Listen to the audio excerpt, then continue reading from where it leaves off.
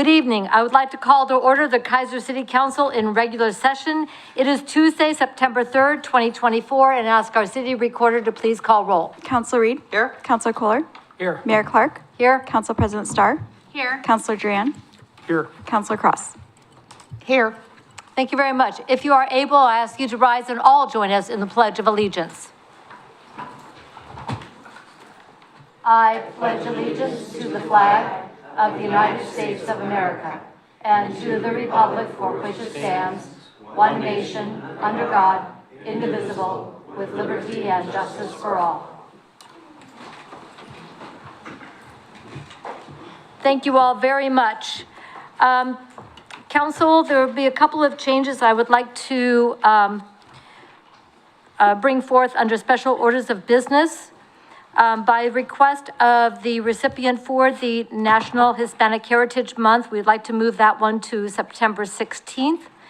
And I would like to also take up the resignation of Councilor Husman under special orders of business. Is there any objection to those two changes of the agenda? Hearing no objection, the agenda will be changed as described. With that, I'd like to go to our proclamation for Constitution Week. And here with us is Ruby Pantalone and members of the Daughters of the American Revolution to talk to us about Constitution Week, and then I will issue this year's proclamation. Ruby, would you and your board members like to join us, please? We can bring up a third chair. Thank you, Tim. Adam. Thank you.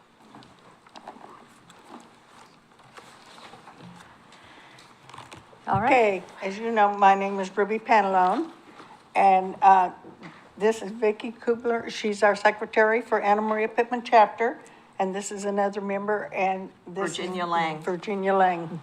Welcome. And I am now the new regent for Anna Maria Pittman chapter. So anyway, I wanted to tell you about some of the things about the Constitution, and I just kind of will read what I have put down here. The Constitution of the United States of America wasn't created quickly. Colonists had been in America well over 150 years, living under British rule before demands from the monarchy led to the Declaration of Independence. A war was fought and won. Self-government was on rocky ground. Determination to maintain liberties and self-rule was strong. The Articles of Confederation was written in York, Pennsylvania. There was no chief executive or a permanent national capital, nor federal courts, nor national currency. Each state met in Philadelphia to amend the Articles of Confederation, and each state had their own currency, so it was kind of confusing. The Constitutional Convention took place from May 14th to September 17th, 1787 in Philadelphia. The purpose was to decide how America was to be governed. 7 states was needed before the convention could convene. The convention was so secret that they kept the shutters closed, sentries at the doors, no newspapers was allowed. This way, all delegates could speak their minds. Only one vote for each state was allowed. The preamble is the opening statement of the Constitution. This statement gives the American citizen, not the government, the power of rule. There are 2 ways to propose an amendment to the Constitution. 2/3 of the state legislatures could call for a Constitution Convention in order to propose an amendment, or a bill would need to pass both House and Senate with 3/4 of the state's legislature ratifying the bill. We will be celebrating 250th anniversary of our independence on July 4th, 2026. The Anna Maria Pittman Chapter DAR had a special project to celebrate the upcoming 250th celebration.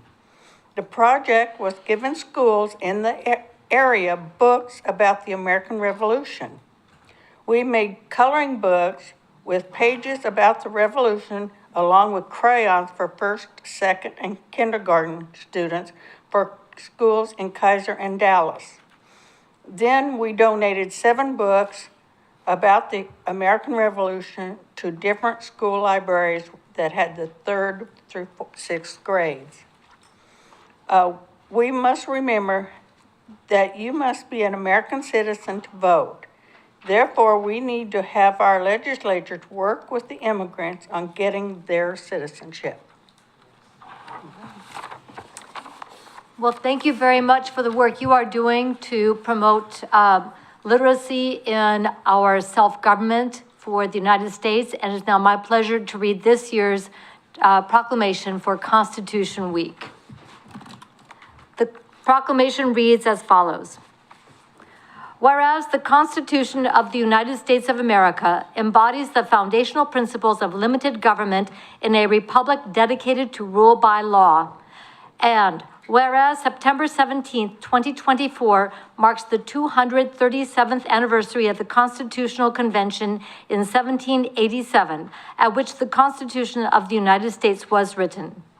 And whereas it is fitting and proper to accord official recognition to this magnificent document upon its anniversary, and to read it to remember how our government was established and the freedoms it guarantees.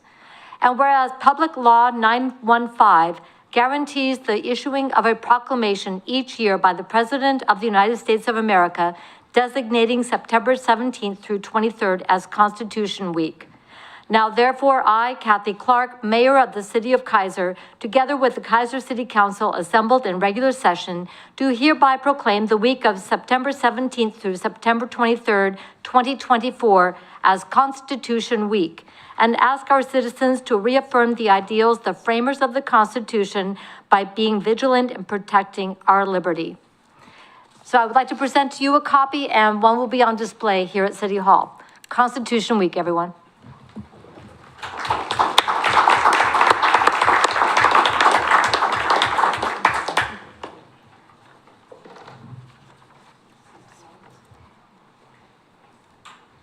If we could get a picture with you at times, and Councilor Kohler is really good about getting pictures for us. For our media. So come on up. Yeah. Walk right there. And then if you want to, there we go. Now that we have our city name there, we know what city we're in. Thanks, Linda. You ready? Everybody? Okay. Go for it.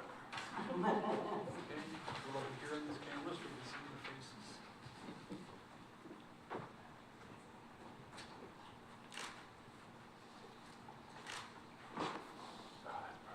Okay, thank you. Thank you.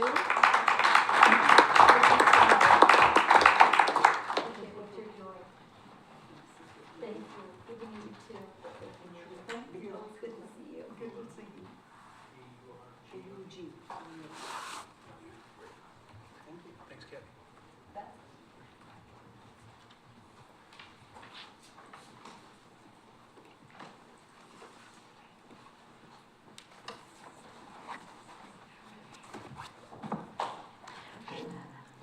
Now, as per the change in the agenda as agreed upon by the city council, we will now take up the issue regarding the resignation of city councilor Robert Husband, position 5.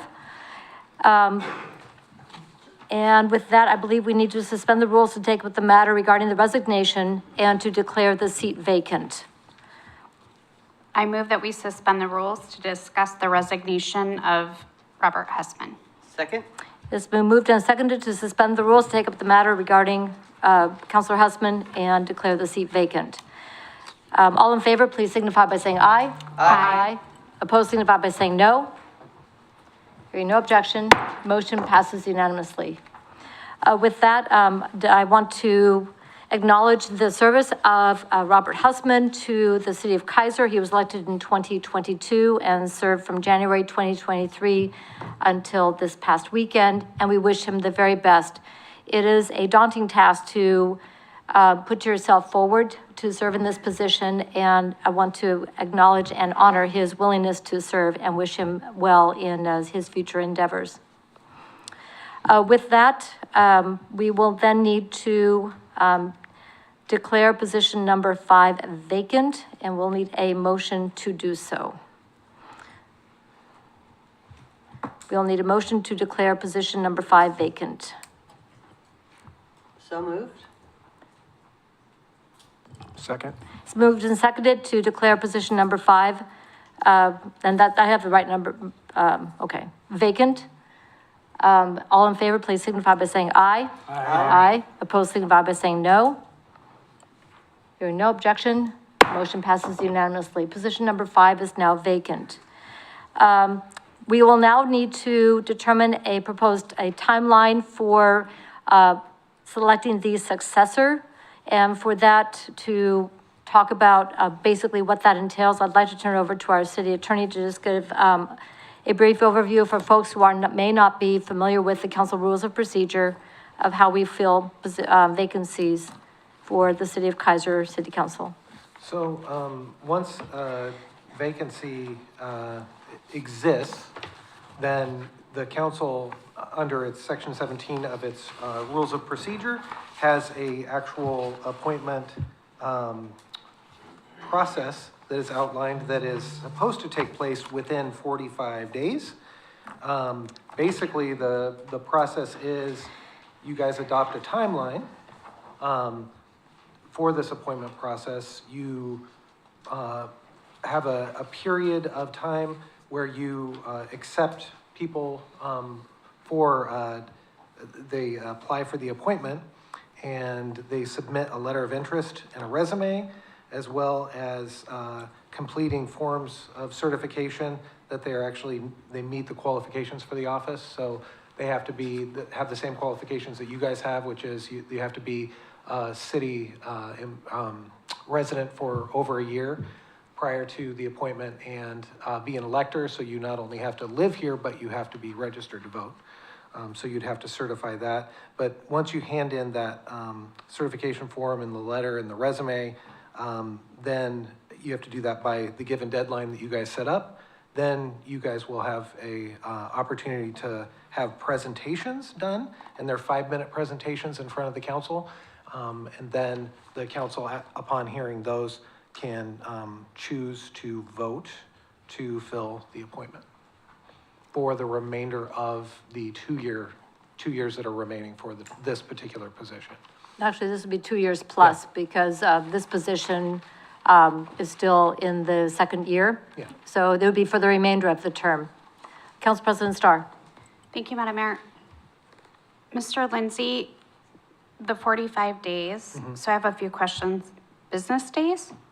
Calendar days? Calendar days. Okay. And that's a fast turnaround, and I think the assumption, here's the thing, you guys write these rules. and Right, you that make was these gonna be rules. my follow-up Yeah, yeah. question. Can we amend the rule or Absolutely. suspend the rule You can. to make So- it longer? Well, so what your 1.1 says, I believe it's 1.1, says that basically these rules are in effect until they're amended.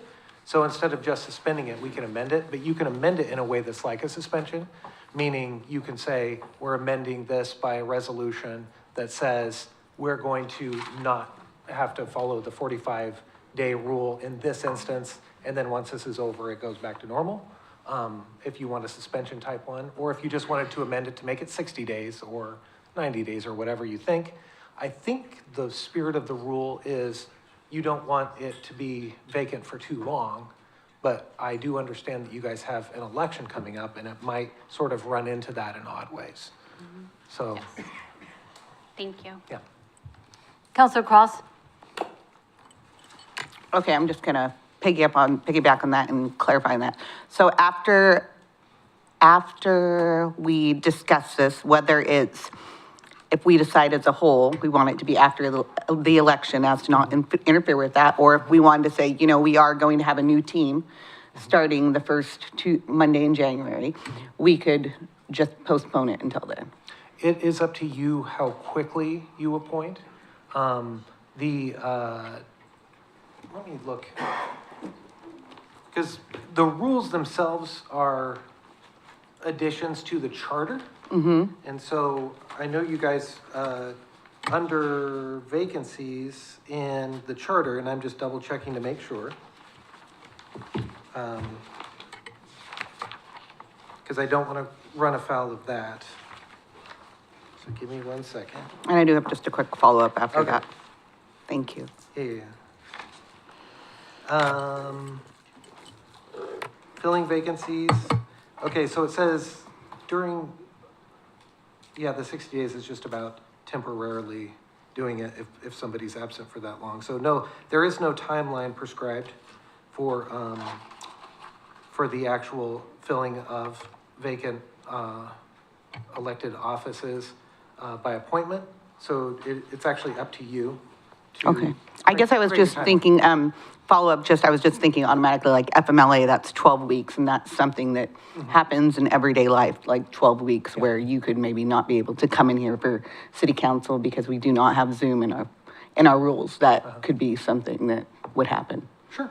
Oh, Yeah, okay. whatever you guys think is reasonable, but I guess, and that's a council-wide decision, right? So It's a council vote. Yeah, Got it. the council ends up voting on. So right now, that's what we're doing, is voting on that timeline.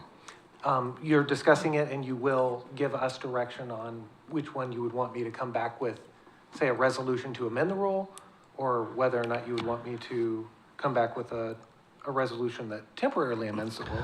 Okay, or- so I guess I have a follow-up to that. Since I'm going to be out of the country on the 16th, when would I say, I guess I want that to be a Zoom, since the next meeting would be for that, Yeah. the follow-up on that? Well, what I would say is if there is clear consensus from group-wide that they're going in a certain direction, the 45 days may be moot because you would telegraph to us, maybe it's this next meeting or maybe it's the one after that, if we're all sort of shaking our heads going, yeah, we probably want to set it past the election.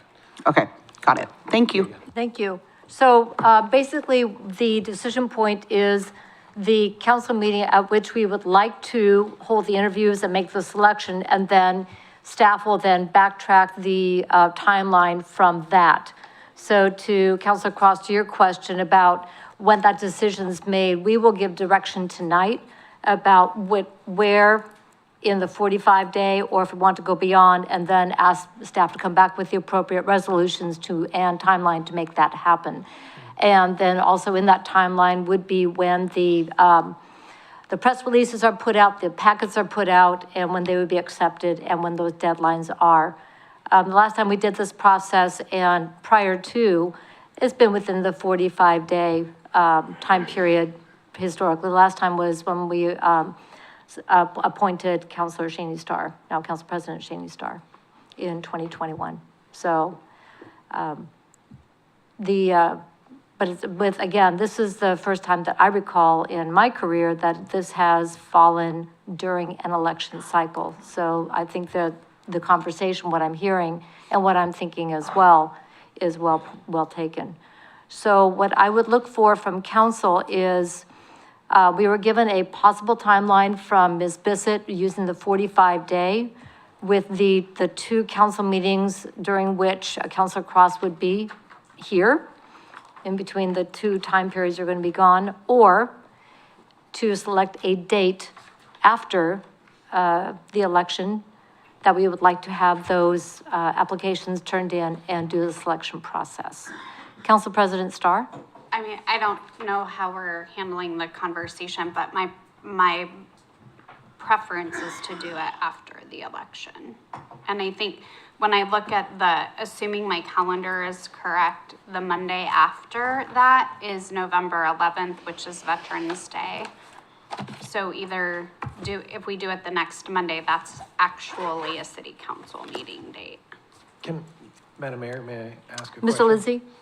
So if that's the case, would you want the process to be, you want the interviews to be then, or the presentations to be then, so that you would want to back off the start of the process so that it's kind of starts to get going before the election, but then the presentations would be on right after? Yes, Oh, okay. Is that what That's- I'm hearing? Just to clarify, you see why I'm clarifying, we don't want right. to start the 45-day period or whatever. You don't want it to would start be. at 45 days on November? Yes, just trying to that was clarify. that was what in my head, what I was thinking, because I believe that we are closed for business on the 11th on Veterans Day, right? Yes. So That then, wouldn't be a council meeting anyway. no, but it would Stand be by. a work session. Thank you, Well- Counselor Kohler. So then the 18th, I think, is the city council meeting. To aim for presentations at that time? And traditionally, again, we can choose if we want to do it during a work session, if we want to do it during, a council meeting, but what we have done and what the timeline from Ms. Bissett said, that we would do a special council meeting. So because we can't do it in a work session, it has to be during a special council meeting because we are actually voting. So it'd have to be scheduled, announced, and specifically for that purpose. And then upon conclusion of that special meeting, we would convene in our regular session at 7 PM and swear that individual in as city councilor, and then they would take their seat. So that is how that would happen. So the date that would fall, that would happen after that would be November 18th. So let's say people, with the election is concluded, people can apply prior to the election, and if they are elected or and so forth, they can withdraw up till that night. So I would encourage anybody who's interested to go ahead and turn in an application, but the interviews then would happen on the 18th, and not, if someone is already elected, they would not need to complete the process. Counselor Cross? Will you clarify, Madam Mayor? You said if they're already elected, Oh, so if thank you. people are running, If they people are- can, they can, apply? Yes? I didn't think that was, is that true? Well, and this is up to Because interpretation. I and so thought, this is- I read differently. Okay. Well, so there is a provision that says you can't run for more than one position at a time. And that's, the word is run. Run. for. So whether you consider the appointment process running or not is up to it's your rules. You can, as a group, define what that means. The other thing is, currently, if, I believe that one contested position is position one. And so you would read it as, I'm running for position 1 and position 5 at the same time. But if you want to say Okay. that in this case, because it's staggered and because it won't affect itself and because it's an appointment process, that is not running for the same position at the same time, you guys could read it that way because it's your rule and it's up to your interpretation. This is, again, new territory, having it crossed. Counselor Duran? Yeah, that's how I read it, was they can't run for two positions at one time. So that was my question, you know, if we can do this, starting this ahead of time. If we can't, then we have to start the whole process after the election. So we need to make sure this is decided now. So what we can also do is we can look one more council meeting out from that, December 2nd. which would be December 2nd, and so that applications could be submitted starting the day after the election, and then close, I think it was, I don't remember how many days prior to the council meeting. I'm gonna have to look at the timeline. Ms. Bissett? 1 week prior, I believe. 1 week prior. So that would give people plenty of time to consider if they want to turn in an application, post-election, and then the council can make the decision then on December 2nd. Councilor Reed? Thank you, Madam Mayor. Since it seems to me that it's just kind of a matter of splitting hairs as far as I'm okay with applying for one position and running for another, if we use that terminology, that seems reasonable to me because I don't think it's going to change the spirit of the whole process. So just, I'm thinking of this as applying and not running in my interpretation of it, but yeah. And we've seen in other government bodies where people have been into generally elected positions at the same time, but they were appointed for the one and then had to choose whether they're going to run to be able to continue in that position. So it does happen in other spaces, but this is our rules, our city, and we want to make sure that we have as open a process as possible. So my question to you all would be November 18th versus December 2nd, with the application deadline being 1 week prior to that council meeting. Thoughts? Council President Starr, you had a Thank you, question? ma'am. Yeah, well, I think for me, whichever date we choose is dependent upon how we agree to interpret the rules. So do we have to vote on that? Do we need a discussion on that? Well, Do we just tell? technically, if you're no longer running after November 5th, you could hand in your application up till November 11th. 11th, okay. Okay. Yeah.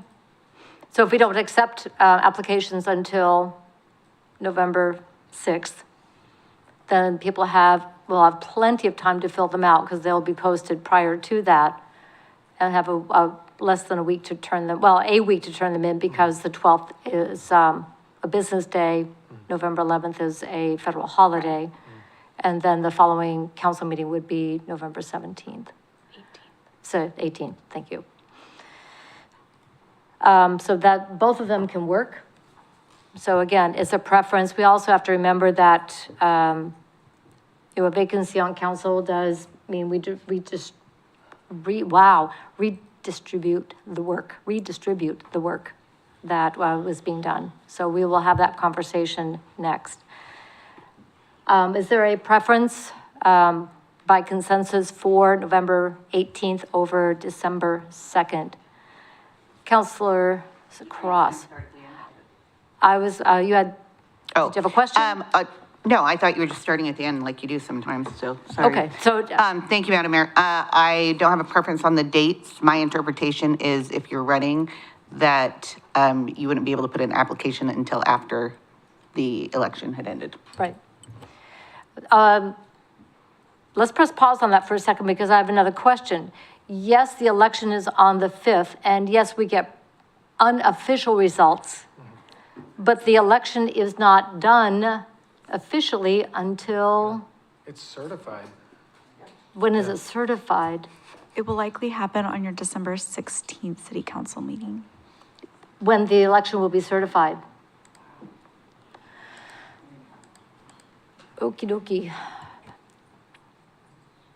That could change things because then you're still a candidate until the election is certified. I would assume, yeah, I guess you would assume that you're still running for it if you're waiting for certification. Yeah, because sometimes the results are quite clear and sometimes they are nail-bitingly close, and we've seen both elsewhere. Counselor Cross. Thank you, Madam Mayor. On the Marion County Clerk's Office, final election results are posted by 5 p.m. Monday, 27 days after Election Day. Yep, so we've got another month. And so I guess the question there is, A, do you consider, as Councilor Reed would define it, do you consider going for the position running, if you're applying for an appointment? That's one question. And then the second question is, how long do you want to have a seat open? Thoughts? Counselor Cross? Thank you, Madam Mayor. Well, I guess I would go back to one of my original thoughts, that we wait until the new team is sworn in.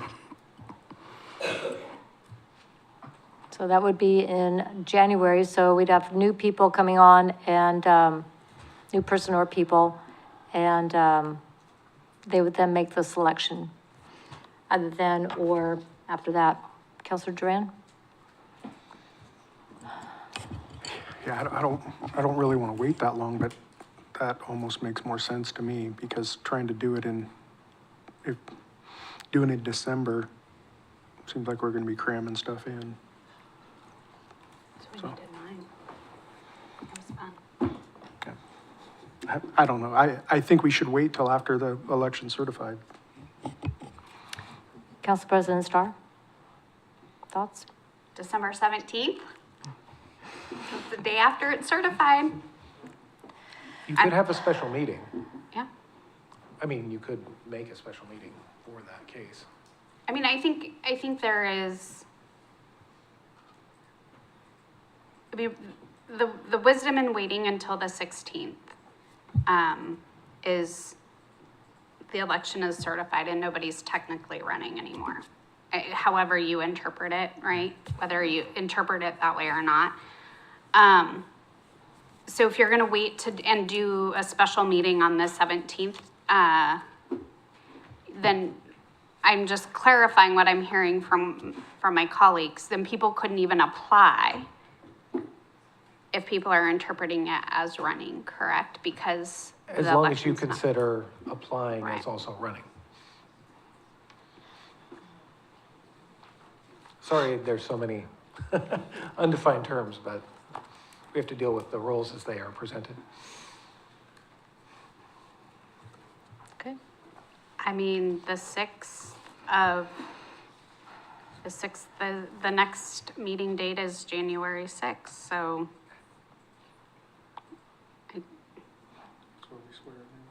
That would be a lot of changes happening all at the same time as well.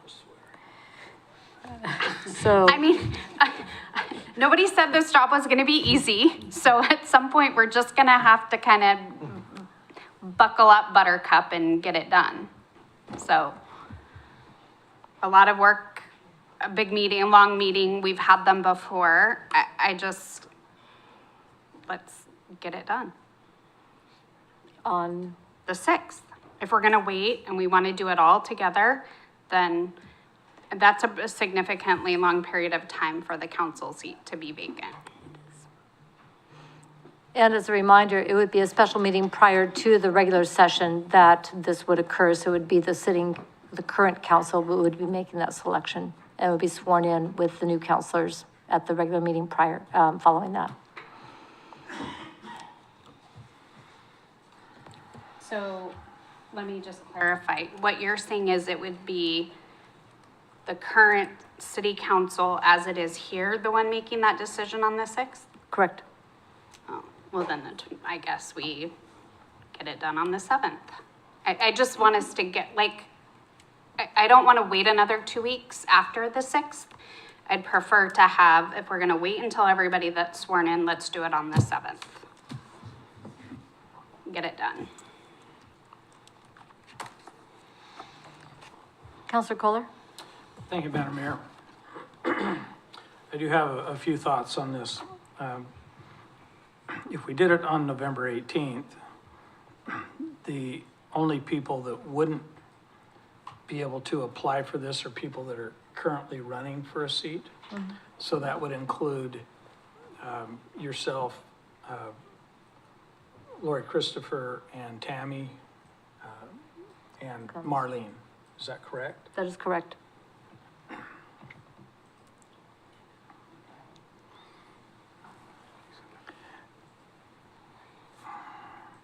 I just soon get it done as soon as we could, but I guess we'd ask those people if they would want to run for that. But I just want to do it as soon as we can. Okay. Councilor Reed? Thank you, Madam Mayor. I don't see that we gain anything in interpreting it as the running versus applying. I think that is a very long time to have a vacant position. The business of the city needs to get done. If there was a particular reason for interpreting it, the strict run kind of a situation, that'd be fine. But for me, it doesn't seem like we gain anything from that. So I would be in favor of considering an application and getting it done as soon as we can. And maybe you would want to take those as separate issues. Like maybe you would want to see if there's consensus on saying that applying for an appointment process is different than running for a position. Because then you'll at least answer that.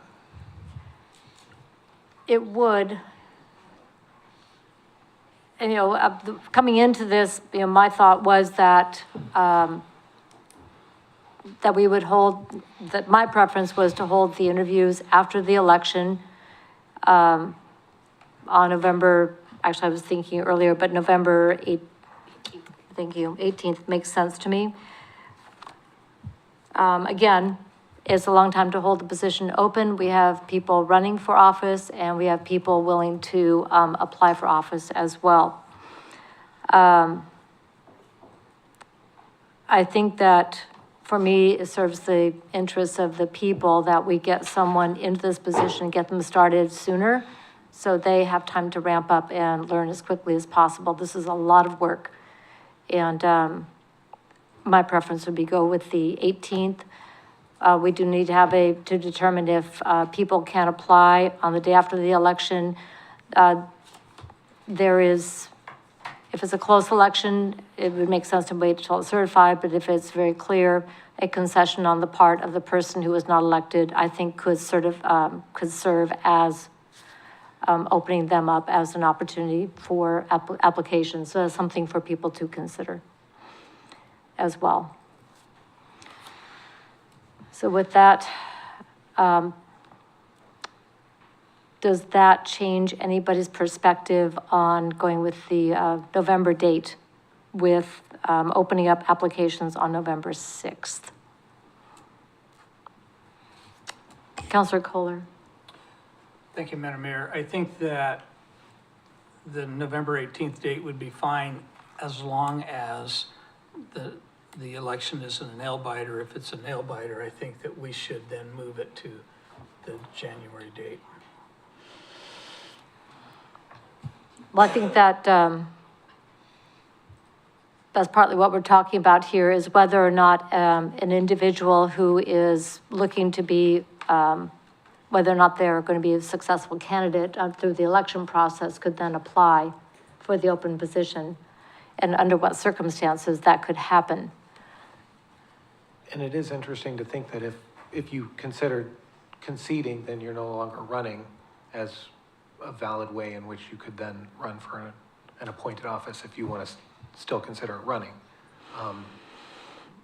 If you all believe that that would be within the bounds of your rules, because they are your rules, that would be fine too. Councilor Duran? The only issue is if we set this in motion to happen on the 18th and it is a close race and it's not certified till December, then we're going to have to postpone everything. Right? Because we Not can't, necessarily. well, we can't, unless somebody concedes. If it's a close race, they're not going to concede. I'd assume they wouldn't concede. So there's still a possibility that either one could be running until it's certified. Well, we're also possibly assuming that the people who are currently on the ballot would be the only applicants. There's other people who would put their application in as well. So, But we wouldn't be giving them a chance if they're still on the ballot, or, still a candidate at the election time. So it would rule them out really until they knew for sure. I'm gonna go to Councilor Reed. Thank you, Madam Mayor. Could we put some kind of provision in whatever decision we make about percentage points? If it's within a certain amount of percentage points, then, then we'll proceed with this date. If it's closer than that, we'll have a plan B. Can we write that into whatever we decide? You absolutely could. I guess then, like for every creative thing we do, I guess you guys have to find consensus on, right? So you'd have to figure out what percentage that means that would automatically allow us to assume that they've kind of de facto conceded.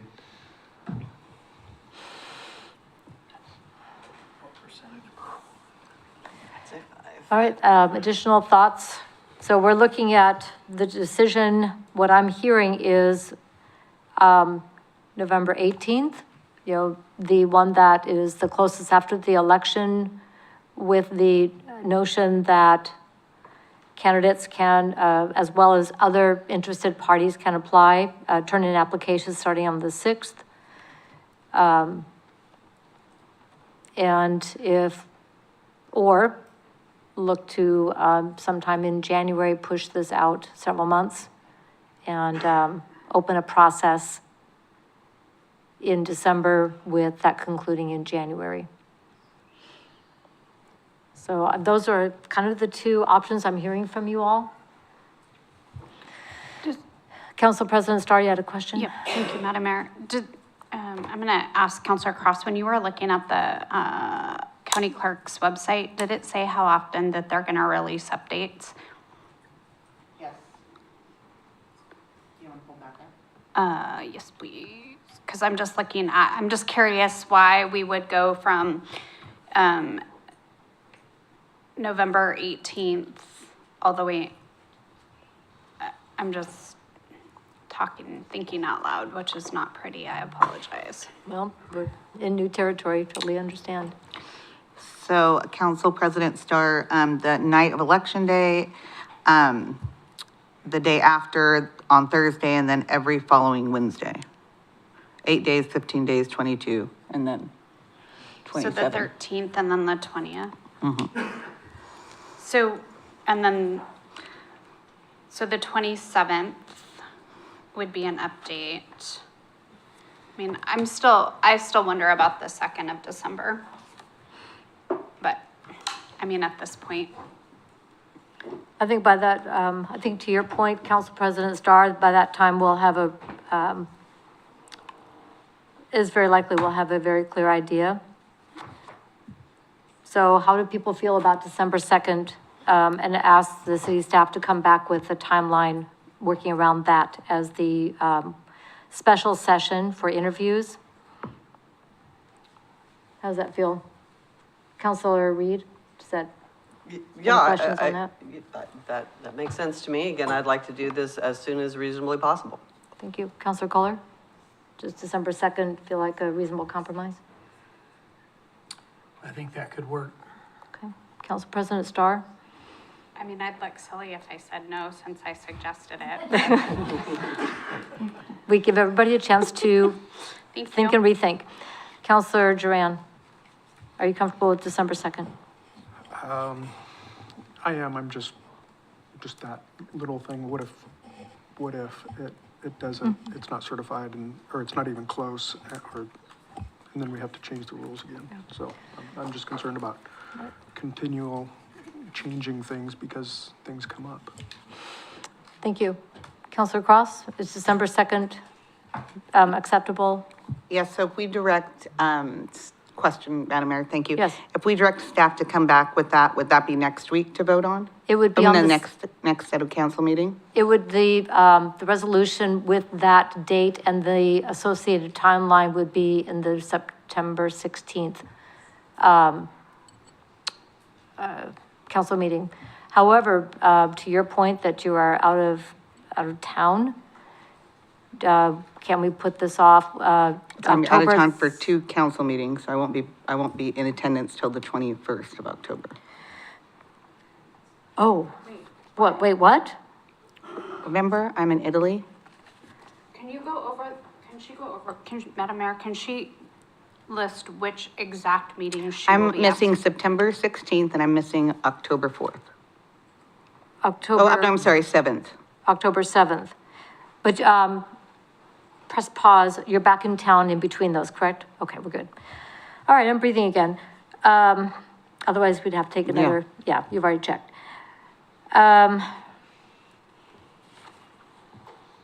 Or I can request a Zoom if we think we're going to have it on the agenda. I just want to make Yeah. sure if there's another debate or whatnot, I'm happy to Zoom in from vacation.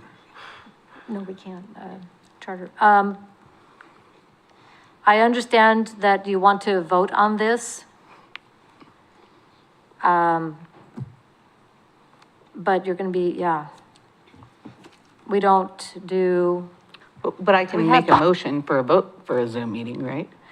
yeah, to be able to zoom in. Okay. for that. So yes, we would be able to make arrangements for you to cast a vote, on September 16th. You're gonna be in range, cell phone range, where we could get you in, okay. Well, some places are less accessible Yeah. via technology than others. Oh, thank you. Counselor Duran.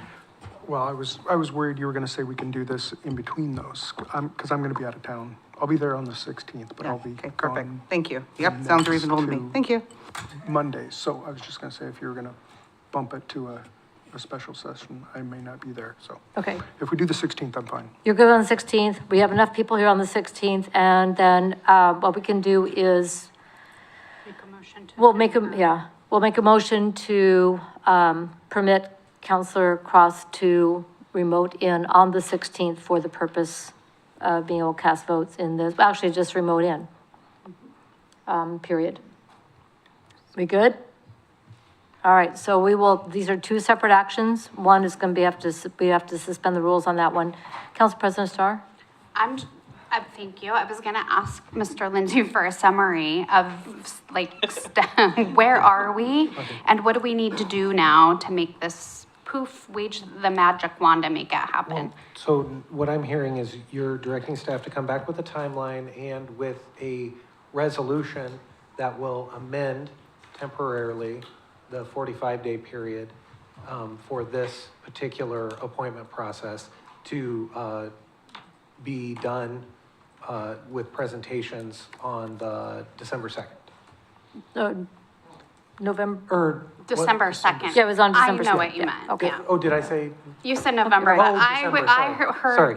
December. And December 2nd, and then also that a language in there that says that a concession by that time will be considered as no longer running for that position, so that they can run for the appointed position.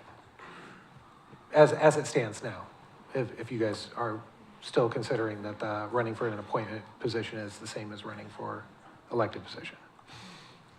And that is all in one motion? Oh, it'll be in no, you can say what he said. So moved. I mean, if Yes. that's acceptable to everybody, because that is a lot in a motion, so. Yeah, okay, thank you. I move what he said. Second, what he said.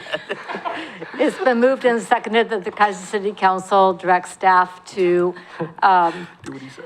bring back a resolution with the timeline for, selecting the successor for position number 5 with a, December 2nd being the special meeting for conducting interviews for that position. And with language regarding And with the language regarding, session. people who would like to be considered for this position and are currently on the ballot will need to concede, in order to be or considered for this position. Is that accurate? Okay. Any further discussion? I just want to make sure that captured all the points we needed it to capture. It does. I will, throughout this process, because there's still a little bit of time, we'll have things where you guys can make up the questions and such too, but that can be handled at a later date. Mr. Brown? And then after that motion is voted on, then a motion to allow Counselor Cross to participate by Zoom. Yes. All in favor, please signify by saying aye. Aye. Opposed, signify by saying no.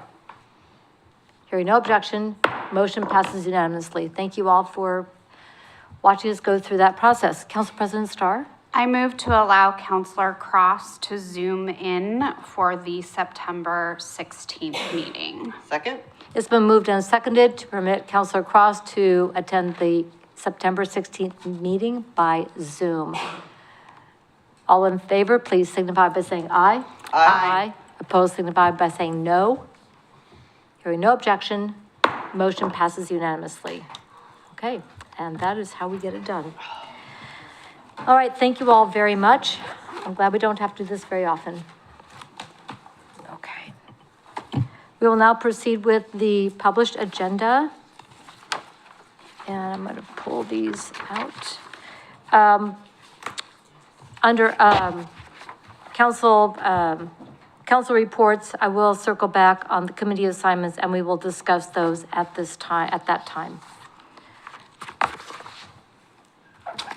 All right. Let's go to committee reports, and we will start off with the volunteer coordinating committee recommendations for appointments, the Keizer Public Arts Commission, Parks and Recreation Advisory Board, Budget Committee, and Planning Commission, and Youth Counselor. Ms. Bissett. Mayor and City Councilors, the Volunteer Coordinating Committee met on August 22nd to review and interview candidates for the Keizer Public Arts Commission, Parks and Recreation Advisory Board, Budget Committee, Planning Commission, and the Youth Counselor for the City Council. They made a motion to recommend Becca Brisbane to position 2 of the Keizer Public Arts Commission, Kim Steen to position 3 of the Keizer Public Arts Commission, Jill Gust to position 7 of the Parks and Recreation Advisory Board, Susan London to position 6 of the Budget Committee, Jonathan Thompson to position 7 of the Budget Committee, Lindsay King to position 6 of the Planning Commission, Frank Hostler to position 7 of the Planning Commission, and Malaya Ladi Farrar to the City Council as Youth Counselor for the 2024-2025 school year. All right, thank you very much. Are there any questions on the lengthy list of volunteers for our city committees? Council President Starr? Thank you, Madam Mayor. Do I have to read the whole thing, or can I just move as? Yeah, as presented, Okay. I move the it's in the Keizer, record. I'm sorry? because it's in the record now. Okay, great. I move the Keizer City Council elect the recommendations of the Volunteer Coordinating Committee as stated. Second? It's been moved and seconded that the Keizer City Council accept the recommendations of the Volunteer Coordinating Committee as presented in the packet. Any further discussion? All in favor, please signify by saying aye. Aye. Opposed, signify by saying no. Hearing no objection, motion passes unanimously. And it is now my pleasure to welcome up to her seat our new youth counselor for the 24-25 school year, Malaya Ladi Farrar.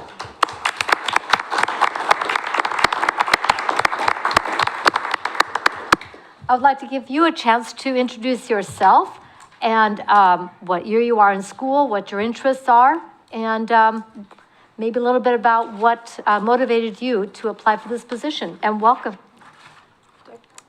Yeah, make sure you have the light on. Hi, everybody. My name is Thank you. Hi, everybody. My name is Malaya Ladi Farrar. As some of you know, I am a senior student at McNary. Oh, there we go. I am currently involved with our school's choir, theater, and National Honor Society. I was motivated to apply to this position because I wanted to get a better understanding of the things that was happening within my community, and also to be able to voice the things that are happening in my community, in the younger generation, and give them the important information about what's happening around them, because I'm sure a lot of them don't pay a lot of attention to the very important decisions that you guys make here on the council. Well, thank you very much. I am really excited to have you on board. Sitting next to you is our city manager, Mr. Brown, and he and the staff, as well as all of us, will be happy to assist you and also learn from you this coming year. And welcome to being our youth counselor.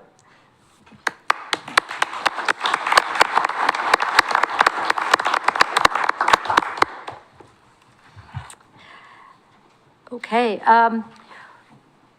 let's then proceed. Let's see, do we have anybody here for committee reports? Yeah. Oh, thank you very much. Okay, none of those. Is anybody here to give a committee report?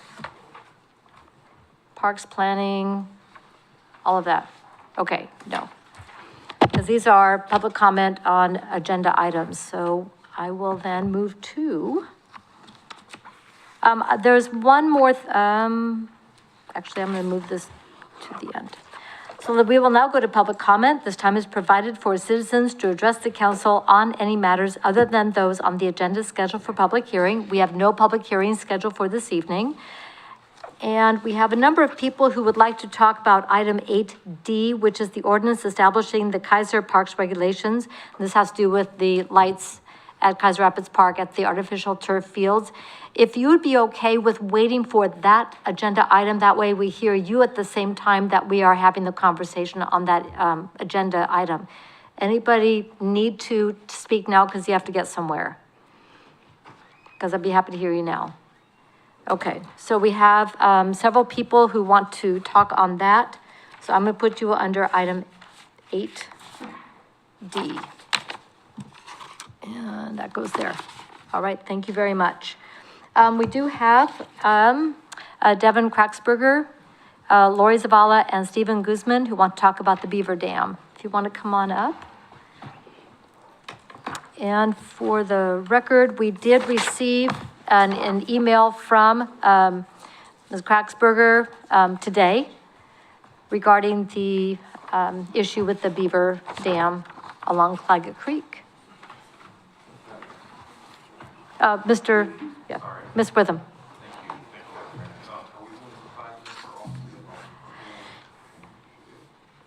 So it's up to you. You all signed up under one. Yeah, we'll be as quick as possible. Well, I don't want to rush you. I just want to make sure we have a chance to hear what you have to say. Yeah. So if you could pull up the microphone so we can hear you.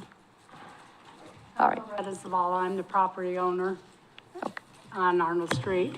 Okay. Okay, basically what I want to know is who's responsible for that beaver dam? Is the city of Keizer? We got a letter saying it was the school district.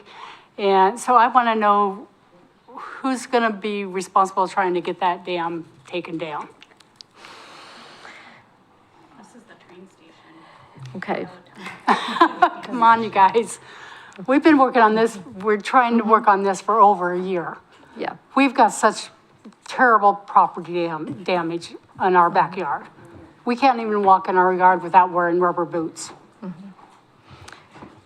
I remember we had this conversation well over a year ago. Is that the question all of you have? No, okay. We just have backup, like, to her question. Yeah. Okay. I started with the. Let's go ahead and move the microphone over so the people watching can hear I you. started with this whole, like, trying to figure out the steps or who I needed to contact or who was responsible or how to get help with it. And I've been here to council and addressed it. And then Janine. Yeah, so I've been talking to the wildlife and some conservations, I can't even say that right. Controversy. No. I've been talking to people who will trap beavers. The best way to do it, they said, is, I'm nervous, I'm sorry, you guys. It's okay, you're They fine. measure the water, it's measuring the water level. I can't do this, I'm too nervous. Okay. So she's talked to people. I've talked to people about how to trap beavers or what to do about them that's humane without killing them or removing them from their environment. Because the wetlands are such an issue and nobody wants to tell us who is responsible for that property in that area. I've called the school district and everybody I can think of. The only place to call were wildlife preserves and stuff like that. I'm sorry, you guys. You're fine, you're fine. So what I've been told is to build a culvert and to put a tube, right? A pipe. The pipe through it with, I have diagrams and stuff. I'm sorry for being unprepared. That's fine. But the pictures that we have of her property in the last year have shown the damage that it's done, and it's unbelievable. The water line's all the way up to almost 3 feet to the brick wall of their house. Okay, it's supposed to be, their creek is supposed to be like 3 feet wide, if that. The water's so deep, if anybody were to go in that water or fall into it, it's such a danger to children, not to mention the health hazards. It's unbelievable that nobody up here can tell anybody what we're supposed to do about it or who to talk to about it. Keizer's a beautiful place to live, but you guys are neglecting people's properties and the health and safety of the residents there. I'm sorry. So before, when I sorry. addressed council, we didn't have permission from the property owner that, besides the school tried to get down there and they couldn't reach it because of the wetland, it was so watery, but the personal property owner where people have reached out to from the city and everything like that. He actually has given us permission now to tear down the dam. To take down the dam, but supposedly we were told that we would be fined and put in jail if we took down the dam. We're not asking to take it down like all at once, because we're not trying to flood out anybody else's property that's beyond the dam. You know what I mean? We just want the water level to go down so our yard would be We just want it saved. back to normal again. So that's a game changer because prior to this, the property owner has been unwilling. Yeah. So, Yeah, 2 weeks ago, he allowed us to be able to go and take that dam, and yet we were told we would be fined and put in jail if we did. Madam Mayor, may I? Mr. Lindsay, Thank yes. you. I looked up today because my understanding is that Oregon Department of Fish and Wildlife, and now after I said that, that is ODFW. Right. They more recently have passed rules and definitions that treat beavers a little bit differently and a little more stringently. And so I downloaded and I can send to you guys. Oh, that's okay. I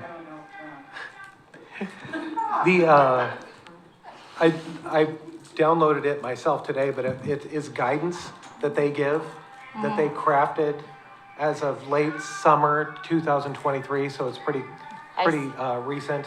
Hang on. And it has to do Yeah, let's, with dam removal and or even moving beavers. And they have changed their stance a bit in this guidance letter. And what I should say before I really even start talking is, my role is to give the city council legal advice, but I cannot give individuals legal advice. But what I can say is, maybe part of that arrest and or fine doesn't have to do with city ordinance, it might have to do with trespassing laws. So you might familiarize yourself with those. But then, that goes away potentially if the person's giving you consent to be on their He land. gave us consent. Okay, but those are, because I can't give you legal advice, I just have to kind of point you in the area of the law. Okay, so my husband came here the next day to City Hall and asked about it after work, and he was told that they did, whoever he talked to, I don't know who he talked to, he said that he was told that they didn't want the dam coming down because they didn't want people on this side of the dam, residents on this side of the dam, to have water damage done to their properties. But I can't understand that because nobody's cared about the water damage of the people on the other side of the dam that we've put up with for over a year. Well, and so what I'll say is when it's a couple of private property owners and it's a dam that involves them, the ODFW is just saying you have to get permission from them. A permit is another way of saying that, right? You have to get permission from them to either remove a dam or deal with a dam and or move a beaver. So ODFW is where you have to go. I don't mind if you guys give your information to the city recorder. I can easily send this guidance letter. This guidance letter also references an OAR, which is an Oregon administrative rule that does talk about the Department of Forestry does not usually allow for the removal of a dam unless it's going to cause actual damage to infrastructure, which it might, I don't know. But what you would have to do is either convince them that it's going to be actual destruction or you're going to have to come up with a plan of why you have to remove it. But that being said, that's the guidance given by the ODFW, not Joe Lindsay, the city attorney. Okay, so I'm asking, so in that from on ODFW that you found, and that's been amended or changed since last summer? This guidance came out late last summer because Okay, of because some I was changes. all over it late last summer. I Okay. came to city council after last summer.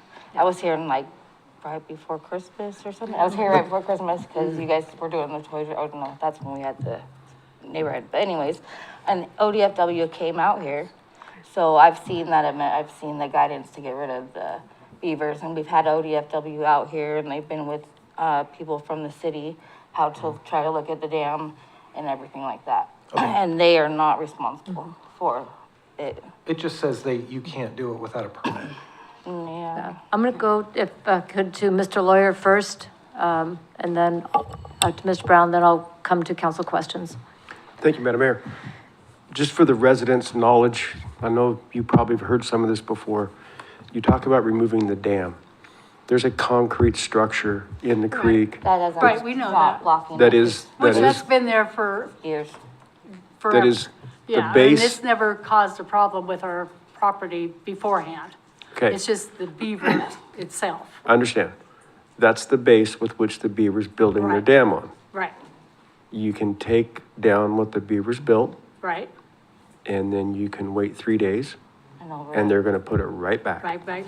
So I just want to make sure there's no misunderstanding on Yeah. the dam We do removal understand is that. not the, what I would consider the historical dam, the concrete structure that's in the creek. Right, that- Okay, that's right. permitted through DSL, Department of State Right. Lands.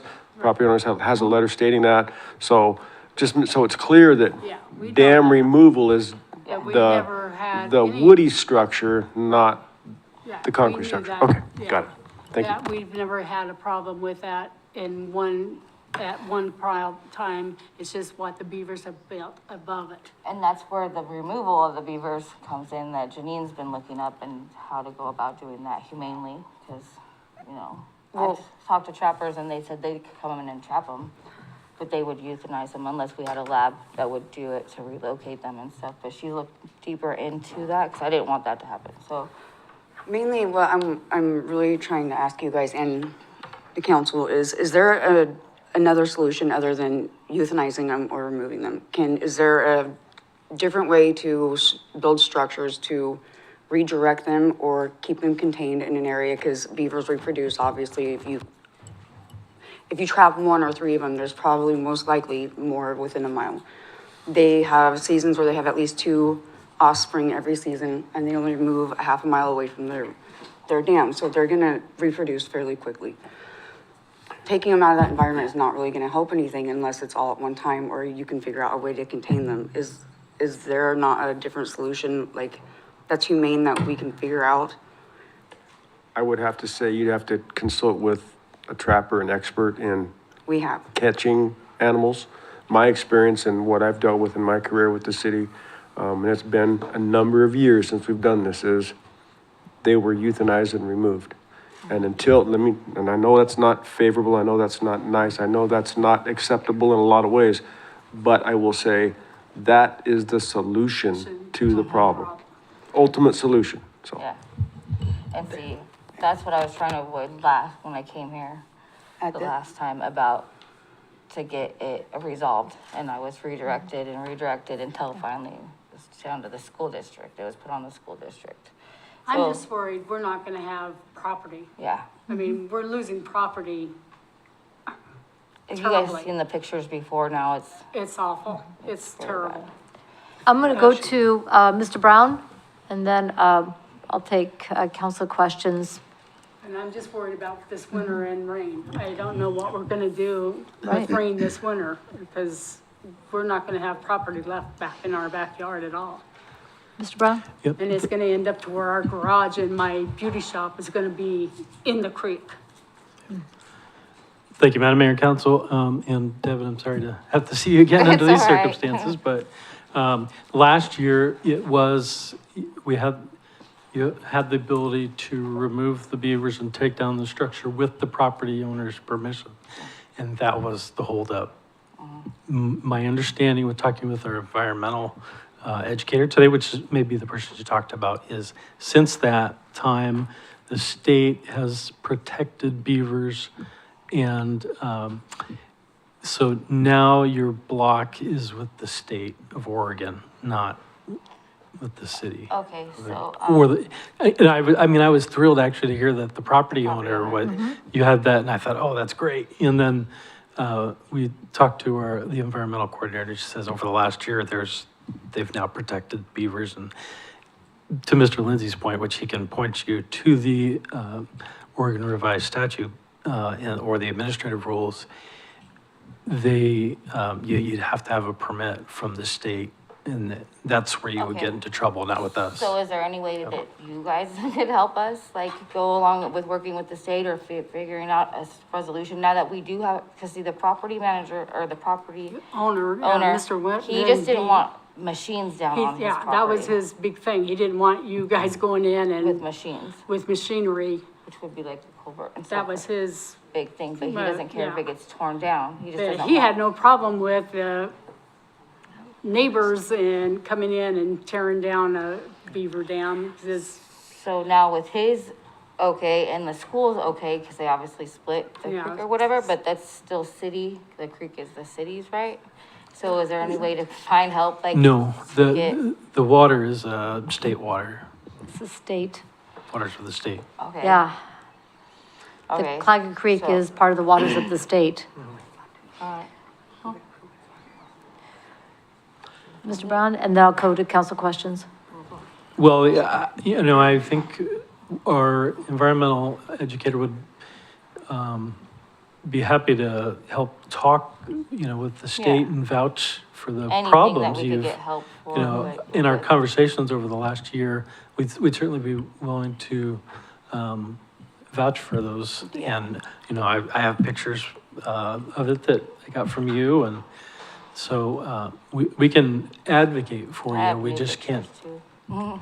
give you the permit Yeah, that's all, I ourselves. mean, like, any help that we could get, not that it falls on the city, but like any help that we could get, since we are city residents, you know, and this has been a long ongoing thing, and now it's huge to have the property owners with the agreement to, Yeah. And Mr. Help. Brown, I thought there was even a contact at ODFW now that, for these purposes that we have identified. Is that right? Yes, and Devin, I'm sorry, I don't know your last name. Cracksburger. Ms. Kraxberger knows that number. I can find it in my emails, so we do have a contact there, but. Okay, So- because I mean, that's a really good, easy first step is just to call them and say, how do I get permission to do this? Okay, so start over again with, okay, but we do have the city's help in whatever you guys can help with. as far We as- would, as staff, be happy to advocate for all of the challenges that you've faced over the last year and share that with the state. Okay, so if it all comes in one big circle and it comes back to you guys, then what? I've seen it happen, Yeah. so, Yeah. all right. I This just has want to been make a- sure that it's brought, Yeah. just brought to your guys' attention about what's going on, and so we'll start there and then circle back and let you guys know. This has been a very, very difficult issue, especially with the property owner denying entrance a year ago. So there's been a number of moving parts, and the fact that we don't have jurisdiction, saw our yard, you would not believe. I, The What we're change just dealing from with. last year. I absolutely would believe it. Yeah, it's so bad. Yeah. It's awful. I mean, you can't even walk in there and you sink, you know, 6, 8 inches to even trying to walk in it. It's so bad. It's so saturated and, yeah. That's through the summer months and everything. Yeah, we've had no rain Without any virtually. rain, Yeah. Yeah. That's, and we've lived there for 30 years and we've never had any issue with, Flooding. we've had water come up, but it always goes down. And Right. we've never had it sitting in our yard like it is, ever. And the city's going to be doing improvements on another portion of Claggett Creek, over here by Claggett Creek Park. And that's going to be adding some stormwater capacity and so forth. But something tells me that this is, I'm not sure how closely related this is. No, And I it don't is know how not. much water's really making it down there. Yeah.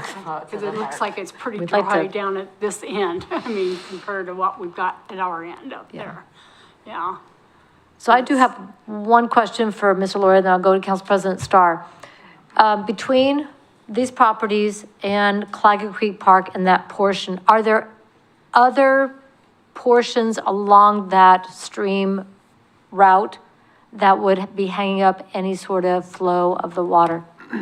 Not that I'm aware of. Not to say there isn't, but I'm not aware of any. We've had staff walking along portions of Claggett Creek the last couple of weeks, performing a canopy assessment, tree canopy assessment along the creek. taking some samples for temperature, just so baseline data, so we have some baseline data in our files to monitor over time what changes or improvements are made along the creek. They have not found any other blockages anywhere, so I'm not aware of any, but I can confidently say there's none in Claggett Creek Park, and there's none upstream between Lawless and Claggett Creek Park. Downstream of Claggett Creek Park, haven't been out there, don't know. Okay, thank you. Council President Starr, you had a question? Thank you, Madam Mayor. This maybe kind of a combination of a question and a statement, but I just want to make sure from a staff perspective, Mr. Brown, that there's a sense of urgency in advocating for this family, because in this situation, what I'm hoping we don't hear is that they're waiting a week to get a response back from ODF,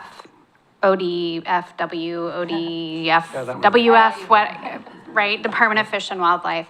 So I just want to make sure that it's clear there is a sense of urgency to get this addressed and do whatever we can as a council, or not as a council, but as a city staff to support the homeowner in getting this addressed. So I don't necessarily want to ask the question in 2 weeks and say, oh, we're still waiting to hear something. So if we can be proactive.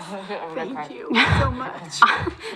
If we can be proactive on the city staff side of it and reaching out to them as well, I think that would be well served. We don't need to be reactive, because I feel like we've been reactive for a year.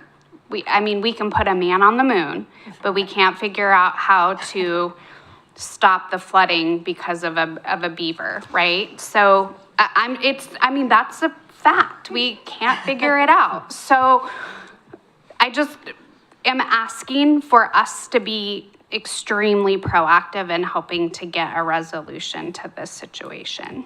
That's probably the best thing I've heard. That's the best thing we've heard all this time. I appreciate it so much. Thank you. Councilor Reed? Thank you, Madam Mayor.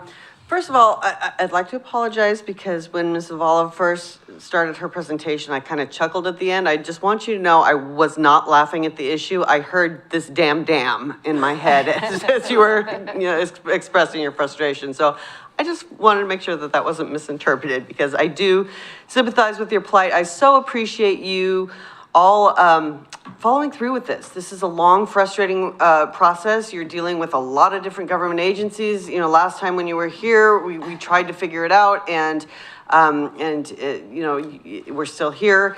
And so again, thank you for following through on this and doing your very best with this. We do have excellent staff, and hopefully we can move this to a resolution shortly. So again, thank you for your diligence in dealing with this, and please come back and follow through. I love Keizer. I've lived here forever. And I love Keizer, and I want to stay in my home, and I work at my home, and I want to be able to stay working in my home. And I'm just worried about, like I say, my garage sliding down into my backyard, because it's so wet back there, and because our land is at a slope, and that's what I worry about. And everything is moving. Our decks are everything is just Moving apart from the it's moving foundation. apart from everything, and that's what I'm worried about. It's just not doing well back there. And so we're having a terrible issue with our property. Absolutely. Mr. Lawyer, I've got one more question. It's probably not something that I don't know. Is the only source of water there what is flowing downstream, or are there additional surface water or just below the surface water flows in that area? To my knowledge, the only thing feeding that area is Claggett Creek. Okay, no springs? Under summer flows. Okay. Fall, winter, spring, rainfall. I'm not sure how much runoff from the private properties surrounding the creek make it into the creek. I know that we don't have any storm drain outfalls that dump into the creek downstream. There's one at Alder, and there's not another one until down at the end of Greenwood. So there's not a lot of stormwater adding to the creek in those months, but private property runoff, it's hard for me to say. Okay, thank you. All right. So our staff will work with you on the contacts with Oregon Department of Fish and Wildlife and continue to seek answers and practical answers for your properties as well. Thank you. You guys I'm have sorry. my contact information, so. Yes. All right. Thank you, guys. Thank you. All right.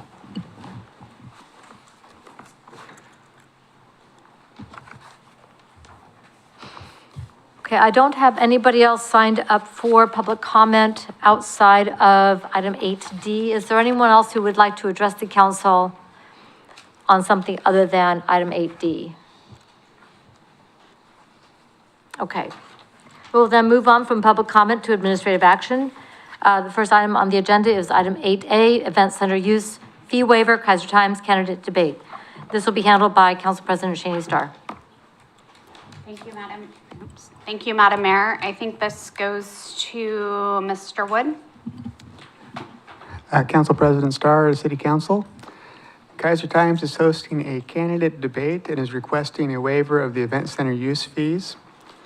The debate is open to the public and scheduled for October 22nd, 2024, from 6 p.m. to 10 p.m. The event will be held in a medium-sized room with use fees totaling $700 and a refundable deposit of $750. There will be some staff time to set up the room, approximately 6 hours, for a total cost of $300. Resolution R 2024-3435, adopting use policies and rates for the Keizer Event Center, grants the authority to the City Council to waive fees, deposits, other costs for certain uses if in the council's sole discretion the use is a significant benefit to the Keizer community. In this instance, the debate among candidates is considered by staff at least a benefit to the Keizer community. So staff is in support of waiving the use fees for this event. With that, I will turn it back over to you. And if you have any questions, I'd be free to address those. Thank you. Great. Thank you, Mr. Wood. I'm going to turn to Mr. Lindsay also for his guidance and input on this. And I think there's probably a few of us up here who might have additional questions. And Mr. Zeitz, maybe you can be on standby if we have any questions for you as well. Thank you. Okay, well, let me start by saying one of the things that caught my attention even about this was that during election season, being public employees, we have a lot of restrictions on political activity, what we can and cannot do, because we're supposed to remain impartial if we're using city resources. So what I did was I found the Secretary of State Elections Division puts out a pamphlet called Restrictions on Political Advocacy by Public Employees. And this is on page 29 of our packet, page 12 of that Secretary of State Elections Division restrictions. It says forums and debates, and it does actually say that a governing body may sponsor a forum or debate if it's open to all sides, but is not necessary that all sides attend. A forum to allow political proponents and opponents to debate may be held using public employee work time so long as equal access is granted. Public employees may use work time to arrange the forum and may perform administrative supportive functions in conjunction with the forum or debate and may attend on work time. But it's important that all public employees' involvement in the forum or debate must be impartial, and that the public employees may not draft or select questions for the forum or debate. So this, I believe, falls within that category because the city, even though we're not technically putting this on, we are in a sense sponsoring it if we're waiving the fees. And so I wanted to make sure legally that we're on solid ground. And so according to the Secretary of State Elections Division, it seems as if this is allowable as long as any employees who are on their work time are impartial and don't participate in any way. Great. Thank you, Mr. Lindsay. Yeah. And actually, Mr. Zeitz, I know I have some questions, so if you could make your way up, but I'll turn it over while you're, come on down. You're the next participant in the City of Keizer Council meeting. I'll turn it over to council if they have any questions. in the meantime? So, Counselor Kohler, you might be going to ask the same question I have, but go ahead. Is this something that would anybody charge admission for? It says free debate, so There's nobody have to pay anything. you need to talk into the microphone, please, and make sure that it's on. We'll make sure, we'll get instructions for you. Yes, thank you. No, there's no fee for anyone to attend. There's no fee for the participants or the audience at all. This is a community event that is of interest to the general public because it talks about public officers seeking election. Mr. Kohler, Counselor Kohler? Thank you, Counselor Starr. So you're basically doing this as a public service? Yes. Perfect. Mr. Zeitz, I have a clarifying question. Clarifying, okay? When I read your request, it occurs to me that you're talking about a debate would assume two people, but then you also further down talk about candidates. So I want to be clear because there are two other candidates at the dais who I personally have not received an invitation. So I want to make sure that we're aware before participating fully further in the conversation that we are not being asked to participate as well, because I don't want to vote on something that I'm participating in. I have not received one to date. I want to be clear. Well, let me ask this. If you are running unopposed, do you see this as for yourself as a platform? I'm not going to get into what I see this as, because my question to you is, Yes. as the person who's requesting the fee waiver from the city council, who have you invited? The four candidates who are running officially in the election. Perfect. The four The two mayoral for the candidates two- and the two candidates Great. for position one. Thank you. I just wanted that clear and on their record. Appreciate that. Okay. Anybody else have any questions? Counselor Reed. Thank you. So will you be the one who's moderating it, or Keizer Time staff, or will there be different moderators? You're hosting it, but it didn't talk about the process of that.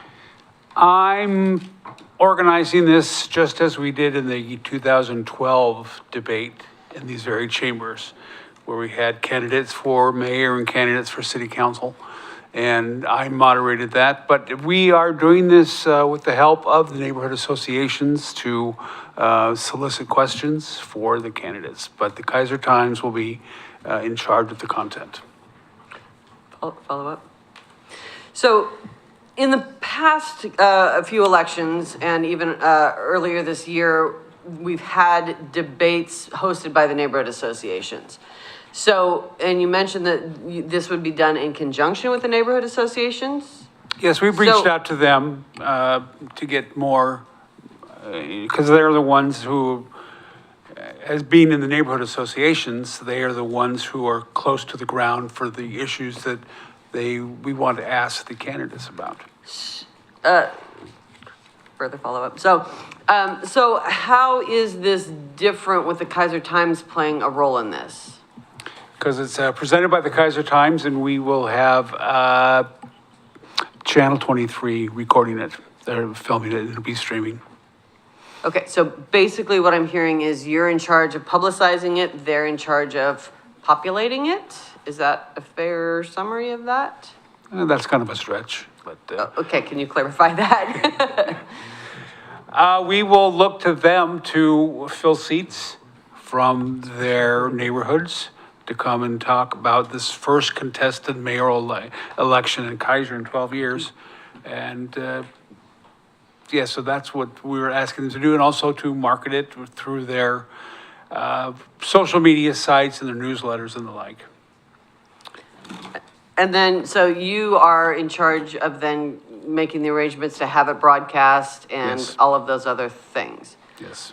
So I just want to be clear, well, why aren't the neighborhood associations making this request? Why is it the Keizer time? That's what I just wanted to kind of clarify how this is. Because we thought of it. Oh, okay. All right, thank you. Any other questions, council? Mr. Brown? First of all, we had heard about Channel 23 broadcasting it. Normally, that work is directed by the city. Have you had talks about them and? We have approached them. We haven't done anything formal Okay. yet with the Wades. Okay. So that's just, my only concern is that the city would have to pay for the work done for Channel 23 to broadcast it. Oh, that's new information. Yeah, okay. Thank you, Mr. Brown. Do we want to continue discussing, put a motion on the table? Do you want a table to have further conversations with Channel 23 before we vote? Because now we're waiving, the proposal is to waive the fee, and we just found out we now have to pay for the debate. One of the things we are going to talk to Channel 23 about is what the cost will be to have that filmed and streamed. So we're not looking for waivers or if we find out it costs X number of dollars, then we will talk to the neighborhood associations about helping us defray that cost. Thank you. Councilor Cross? Thank you, Council President Starr. So right now, we're just talking about waiving the fees. Yeah, for but we the just event. got that new piece of information. Yeah, okay. I'm okay with it as long as Mr. Zeitz is taking on the Channel $3 sponsorship. Councilor Reed, did you? Just to kind of clarify that any money that you get from the neighborhood associations is coming from the city, who gives the neighborhood associations their budget. Again,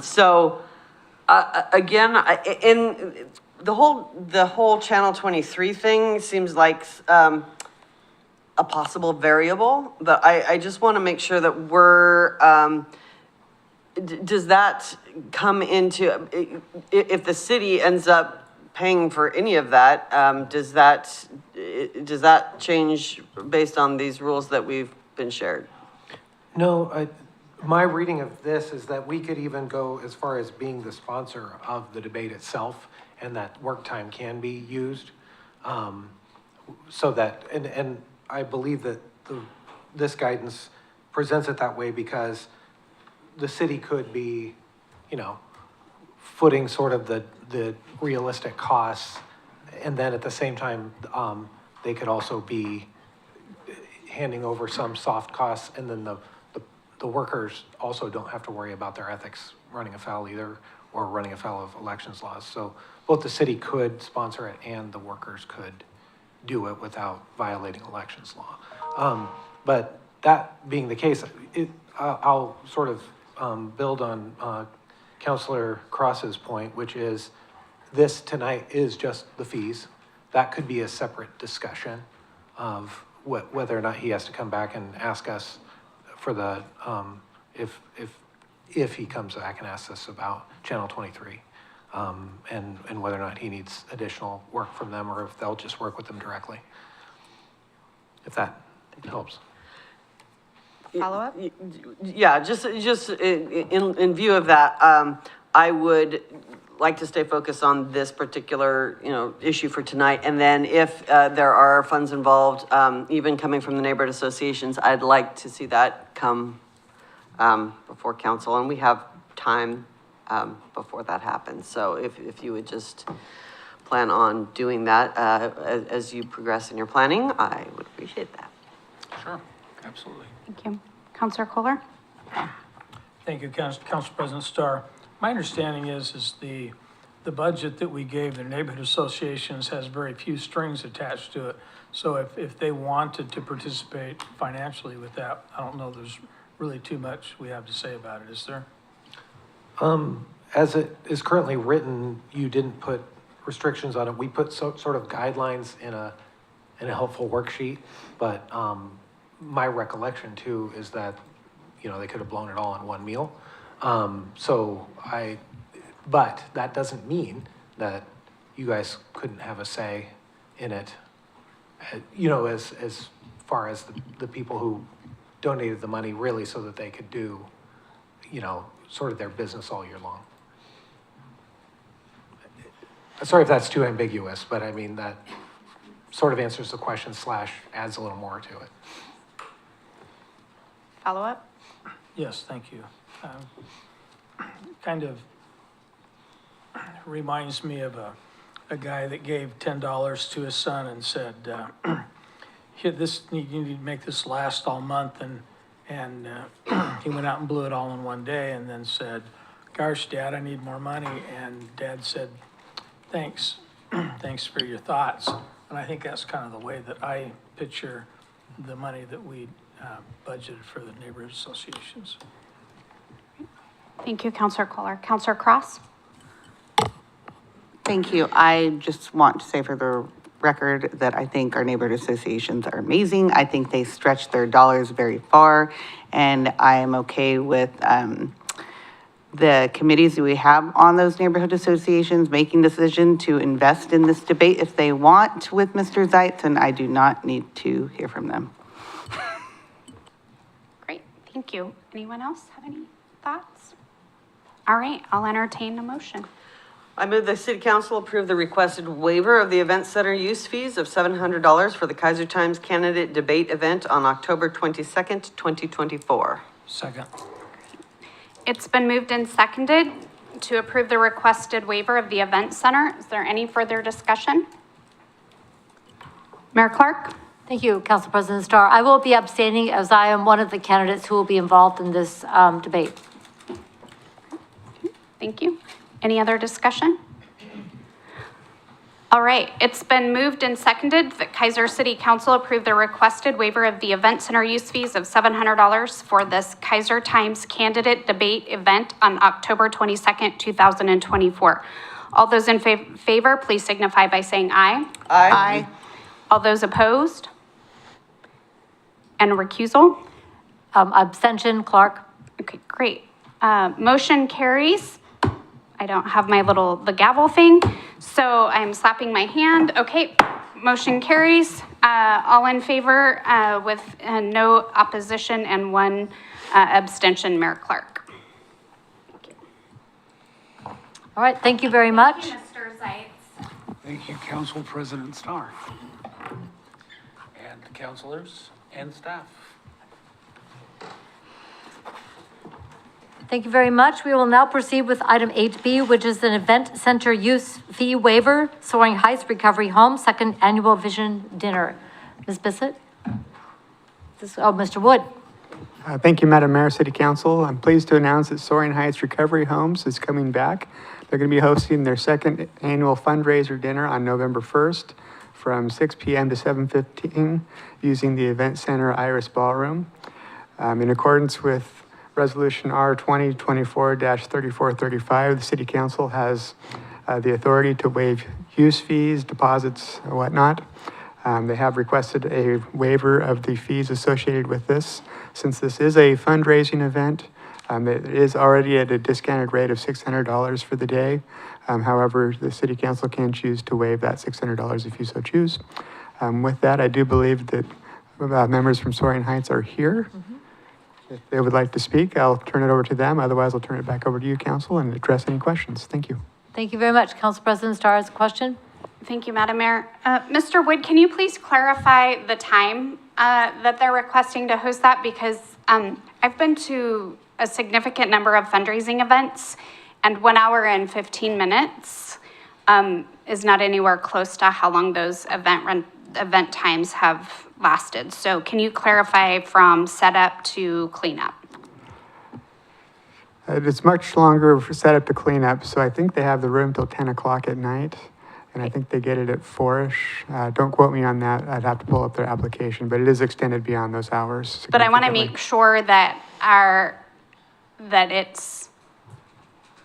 think I'd like to ask the organizers if that's an accurate time frame, because that just, again, seems like a significantly I just want to make sure our records are accurate and that they have it booked out appropriately. Yeah, I think that we have access around Stand 9 by. AM. If you could just state your name and city residence for the record, and then please welcome. It's Eric Razor, Executive Director of Soaring Heights. Victoria Meredith, President of Soaring Heights. Yeah, so I think we have access starting around 10 AM. Okay, We great. get set up and we plan on being done by 7:30, so however long after that for cleanup. Thank you. All right, Councilor Reed?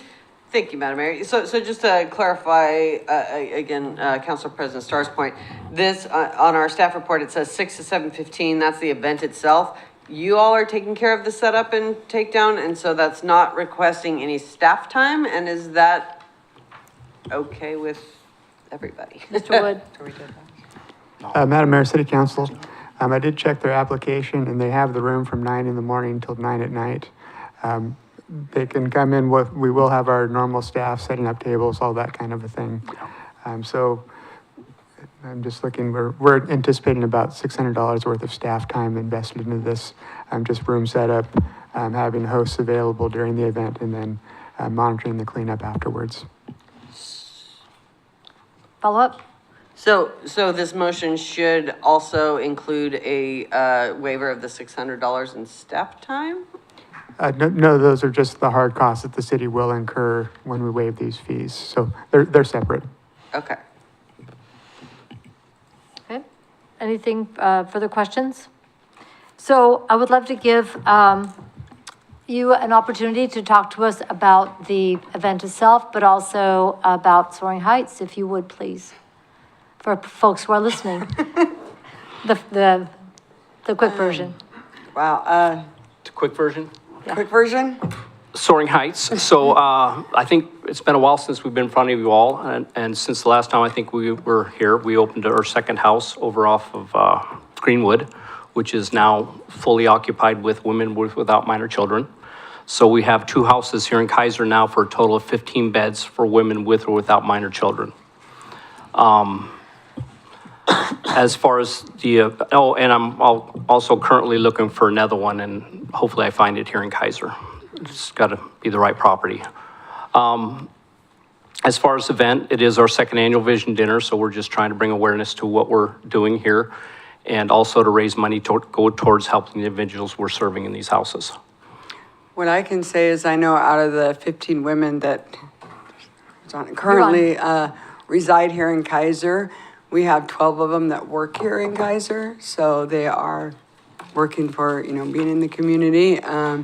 We have kids enrolled in school here in Keizer, and, we've brought over 40, well, close to 50 kids home in our women's homes from Department of Human Services and other alternative care. So there's good things.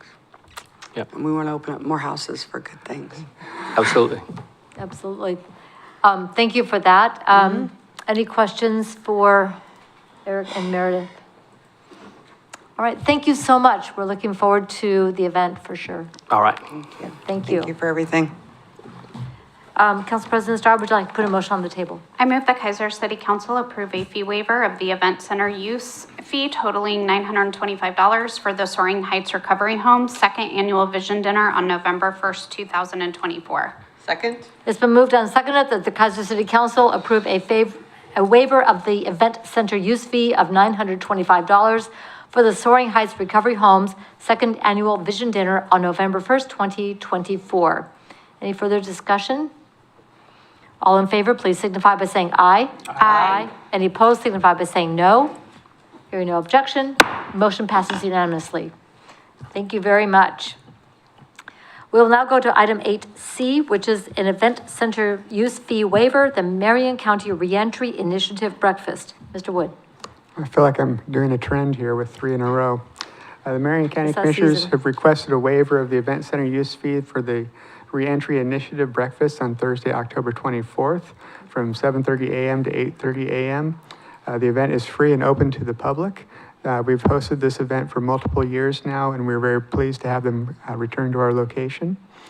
The total for the event is $2,530. The large dollar amount is because they will be here the day before doing setup, and then they have it for most of the morning, the day of the event. With that, I'd be pleased to address any questions. Thank you. All right, thank you very much. Any questions on the staff report or the request from Marion County? All right, Council President Starr? I move the Keizer City Council approve a waiver of the event center use fee of $2,530 for the Marion County Reentry Initiative Breakfast on October 24th, 2024. Second? It's been moved and seconded that the Keizer City Council approve a waiver of the event center use fee of $2,530 for the Marion County Reentry Initiative Breakfast on October 24th, 2024. Any further discussion? All in favor, please signify by saying aye. Aye. Opposed, signify by saying no. Hearing no objection, motion passes unanimously. That takes us to item 8D, which is an ordinance establishing Keizer Parks regulations, repealing ordinance number 2023-869. And this goes to Mr. Lindsay. Thank you, Mayor and Council. So this is an ordinance that we're bringing to you, having gone first to the Parks and Recreation Advisory Committee to request changes that will then allow for us to know about the stadium-style lighting that we've put up around the Keizer Rapids Park artificial turf fields, as well as what the kind of overall allowable public use is on those. So we wrote in a couple of amendments for you guys to discuss and to think about. And one of the big deals, and you'll hear from folks, I'm sure, that came to that meeting as well tonight, is the shut-off times and or how long you're going to leave the lights on if there are no scheduled events. Those were kind of the big to-dos, is do we shut the lights off? I guess the lights have a dimming function, and so that's one of the issues, is can you start to dim the lights to say that we're stopping all play right now, but you still have some time to organize your stuff and get out of there? And then what, time do you want the actual lights to shut off so entirely, and that would leave people in the dark? And so do you want some time in between that? Do you think 9 o'clock is reasonable? And the other piece, or 10 o'clock, or whatever you guys think, but then the other piece is whether or not on the nights that there aren't scheduled play, would we not have the lights on at all? Or would you have the lights go on for a little bit so there could be some public play? So those are sort of ideas maybe that you could put your thinking caps on and think about. There is the recommendation of the Parks and Recreation Advisory Committee, and that's reflected in these changes. The other thing I should say is I've also been working on the codification, and I realize that we're going to have to be amending some of the stuff that we do, and some of it's just Scrivener's errors for now, but there's also a lot of changes, so I thought I would take the opportunity. I actually added in one piece that's very much a bookkeeping, doesn't really change the substance of the law too much, but we have insurance requirements when people use our parks. And before it was 1 million when that was the tort claim limit, and now the tort claim limit exceeds that, and so we've now been asking for insurance up to 2 million. And so we changed the 1 million to a 2 million and would be asking for that just as a bookkeeping item. And then the other thing I recognized, and I wrote in the summary actually inaccurately, and I apologize for that. There was no mention of service dogs under the provision in this code that basically lives in the spirit of service dogs, which is the parks director under these laws, or under this rule in section 13 on page 95, heretofore had the right to exclude or prohibit. Not only are all animals prohibited except for dogs, but dogs are only allowed in certain ways by the director, both in our dog park, off leash, then in certain parks on leash, and then sometimes excluded entirely. And from that exclusion, that prohibition is what it's called, there's still state and federal laws that apply that allow for certain types of dogs, even if only humans are allowed. So under the Americans with Disabilities Act Title II, which applies to state and local government services, if a member of the public is allowed, so if you just say we have public lands and a member of the public is allowed, you can't prohibit somebody who, for ADA reasons, has a service dog, because they go together. So it's like the person going with their accommodation so they can get there, or be there. And so I just added the word service. And the reason I did that is because it already said utilizing a bona fide assistance or guide dog. And under assistance dogs, service dog is actually more pointed, but it's a type of assistance dog. So it's not changing the substance of the law, but what it is doing is allowing for people who read this to know a little bit more about what we mean by assistance dog.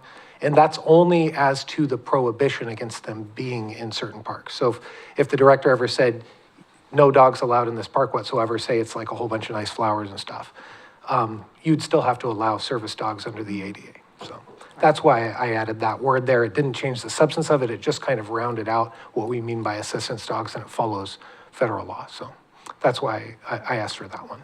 But otherwise, this is mostly about the use and the times and the lights. Okay. Thank you very much. Questions? Councilor Reed? Thank you, Madam Mayor. I had a few questions. On page 82 of the packet talks about the 100 persons policy. And it does say that the director can waive that. Once we get bleachers and so forth up down the line, we may have more than 100 people on those fields at any given time. Do we need to amend that, or is the director can waive that? Is that sufficient? Yeah, those are when people do expect it to exceed certain things, then, the permit looks at it differently. But yeah, we're not, certainly you guys can always look at that and waive those rules too. That's what we do for Keizer Fest, is we come in here, and if it's gonna be big enough, we have to suspend the rules. So we can look at that in a different light down the road too if you want, but you can always suspend those rules. If that's what you're asking. Okay. All right, thank you. So I think, at least for now, without the bleachers, because we're not getting the bleachers for a while, it's fine as stands. Yeah, and our planning director also whispered in my ear too that we will be eventually having a management contract that can address this as well, so. Yeah, follow up. Follow up? So that was one of my other questions, actually, and I'm sure that you're doing this, but as I was looking at this ordinance, I'm thinking, all right, are we using this ordinance as a guideline for the contract? Or are you looking at the two very carefully together? Well, we did put in the words or as defined by, the use was actually defined also by the management contract or as permitted by the city. So it tried to take into account both universes. So yes. Okay, thank you. One more follow-up question. Follow-up? So, I know that, especially at the big toy, the ice cream truck can be very persistent around there.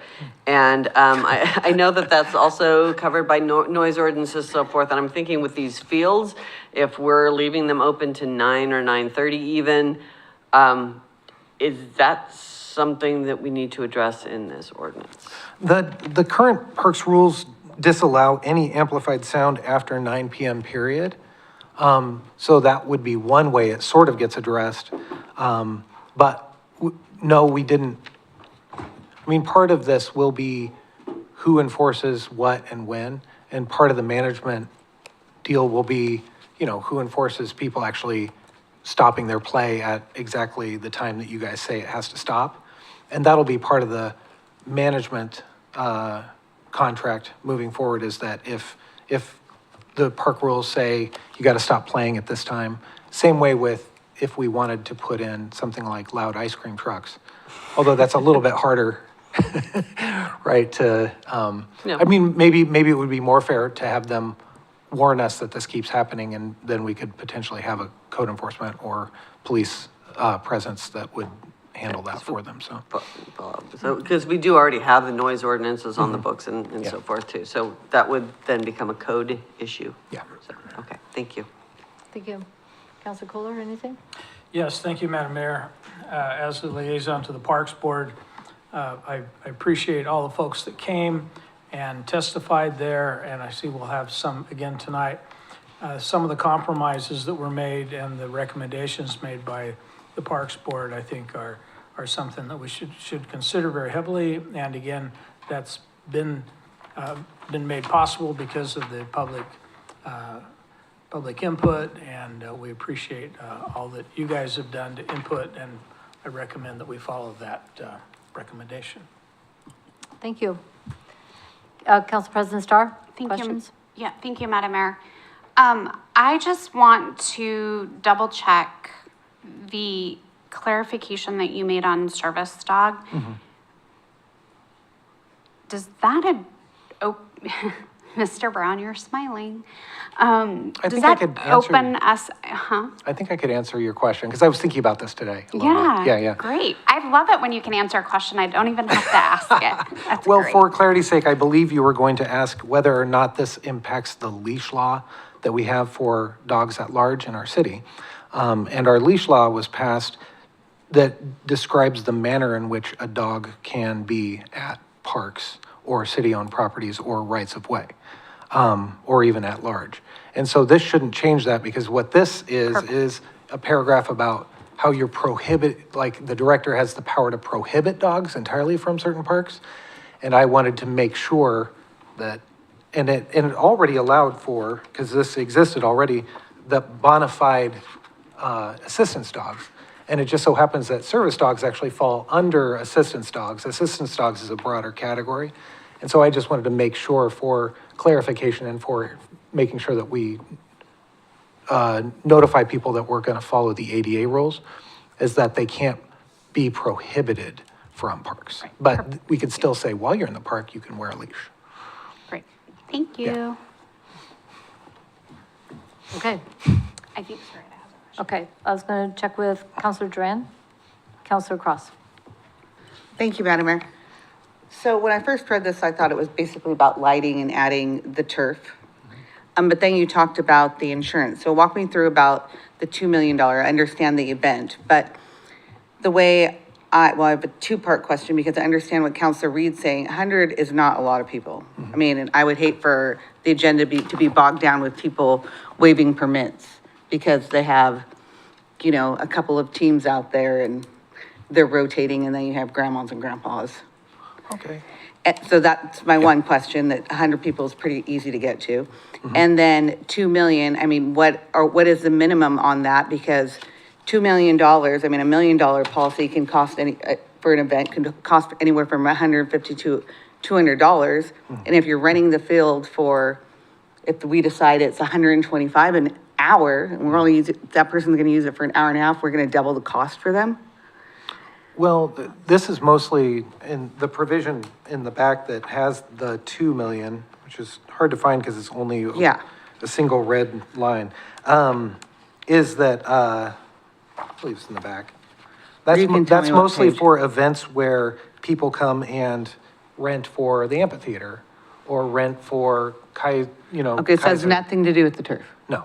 Okay, perfect. They have to have their own, like when we make our contract management agreement, it'll have in it provisions that they are insured and hold us harmless, so. Do you know what the cost is between Mr. Duran getting the event insurance for the day between $1 million and $2 million?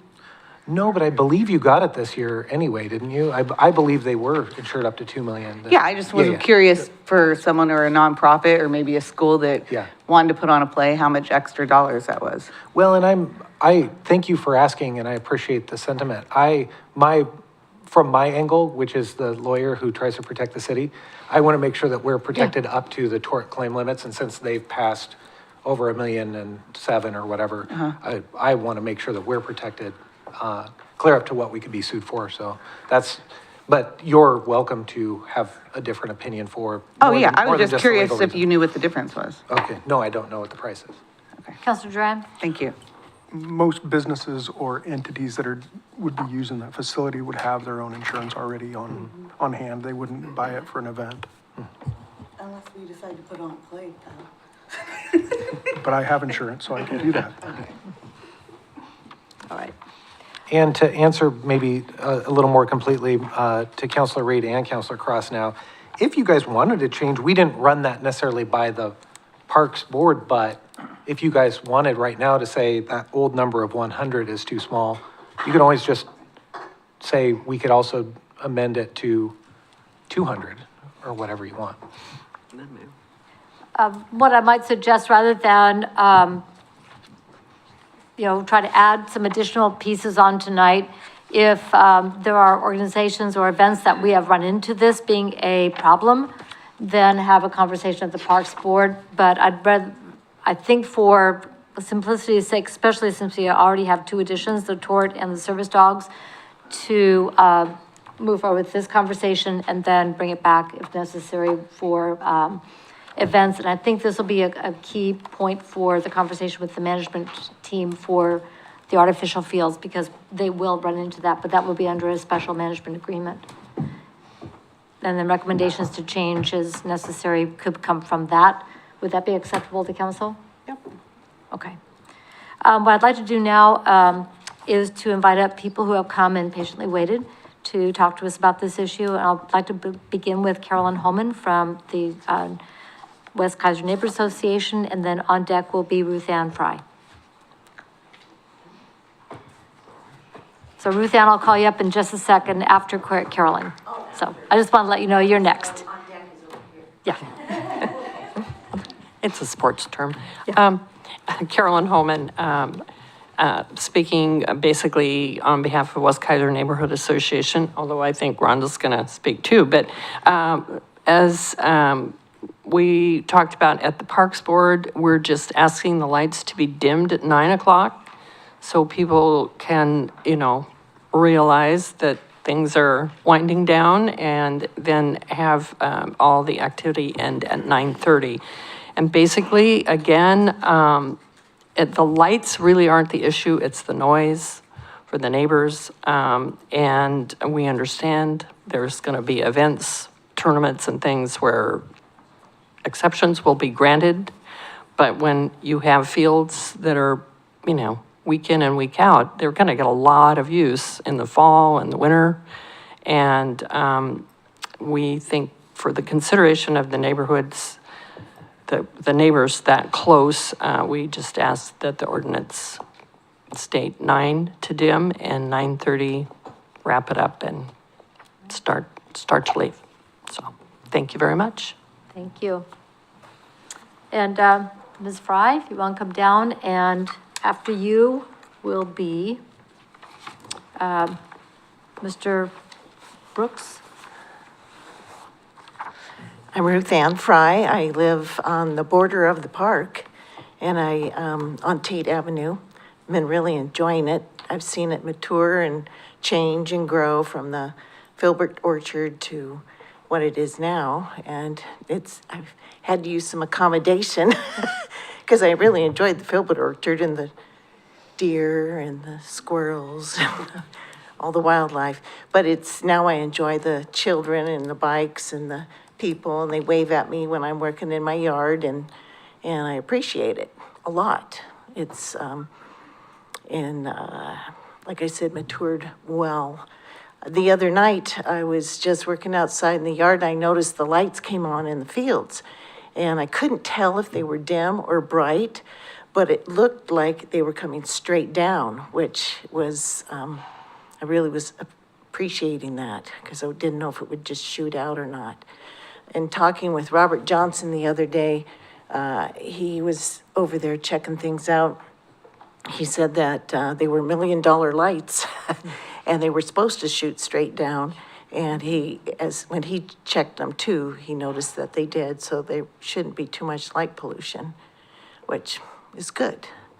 One thing I noticed, this is just kind of sidestepping things, even though there's fences and perimeters securing the fields, there were some young people in there playing on the fields, not playing ball or anything, doing cartwheels and tumbling, and they seemed pretty innocent. But Robert Johnson said they shouldn't be in there because it's a locked facility right now. The gates have not been opened, but so they must have vaulted over the fence. So I've asked him in the past because a lot of times, excuse me, there's four-wheelers, motorcycles, all kinds of motorized vehicles that travel on the walking paths in the evening and in the night hours where no one can see, but you can hear them. And my bedroom is just right there on the walkway, so I'm privy to seeing all those things. And he said instead of confronting people, to use the non-emergency number to call the police and just inform them. I know they're busy and they have a lot to do, but I haven't called the number very often. So, see if there was anything else I wanted to say. I do appreciate keeping with the hours, like the amphitheater, shutting down at 9 and then closing it up by 9:30. Residents, I think, would really appreciate that. I do. Let's see if there is anything else. You addressed some questions about the governing body coming in, a management association with a contract. So I was kind of curious where you were at that. So at the last council meeting, the council had us working towards negotiating the final management contract, probably within a few months, but for the first few months, we're actually working on an earlier version, just to mostly give over the scheduling, and we would maintain the maintenance probably for a while, and then the big deal is to try to get all of that wrapped up in one contract moving forward, so that we can have a annual contract that we can tweak maybe annually, and relook at. So we want to do a good job on the big contract, so we're just going to do a little tiny contract for scheduling so that we can use it as soon as possible. That was our council's direction. That's what we're trying to do.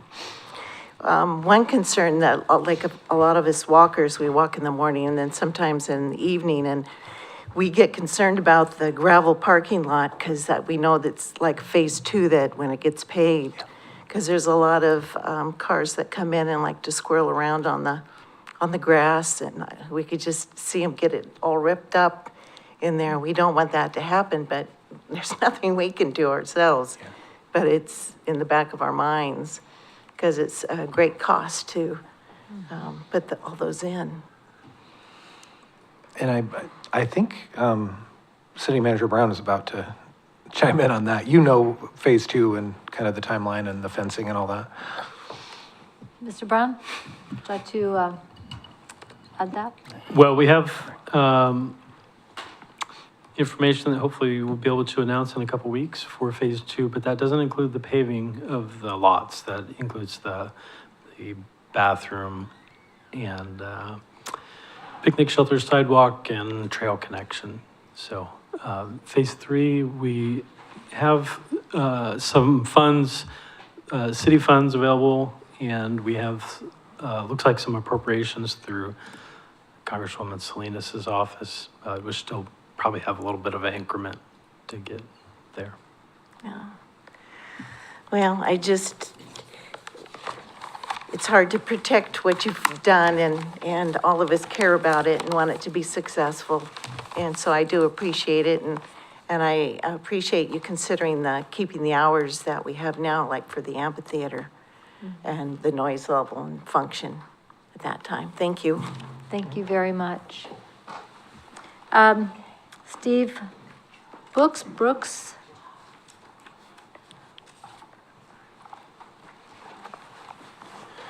Steve Brooks, Keizer, Tate Avenue. Thank you for having me this evening. So I just want to kind of reiterate some of the things that I do like about the proposal. Keeping the the lights at a minimum, from 9 to the 9:30 hour, I think that is a fantastic idea. A lot of these things came out of that Parks, committee meeting, and, Councilor Kohler was there for that. There was a lot of good conversation about concessions, and we recognize us living on Tate Avenue, we enjoy the expansion of the park.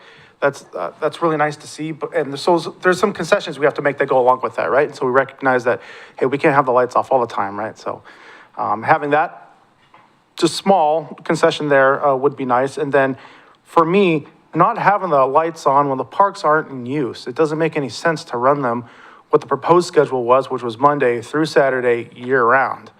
That just doesn't seem like a very valid thing to do with the lights. Nobody could really explain why that was even proposed to begin with. It just seemed kind of wasteful in my opinion. And I'll, going back to what some of the other folks have said here, my main concern is obviously safety in the park. So I've lived on the park now for about 5-6 years, and having people in the park during the summertime is a pretty regular thing after hours, right? So the rules aren't already normally enforced. There's dogs off the leash constantly, people in the park after hours all the time. So, from that perspective, like just having lights on year round, I think, in my opinion, just opens up an opportunity for people to come and do nefarious things in the park. That's really, my main concern. That's all I've got. Thanks, guys. Thank you very much. Appreciate it. Next up, I have Ellen Marsh.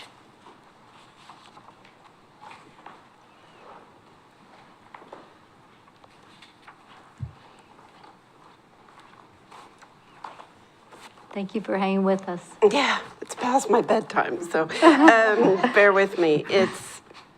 I live on Tate Avenue also. My house is on the border of the park.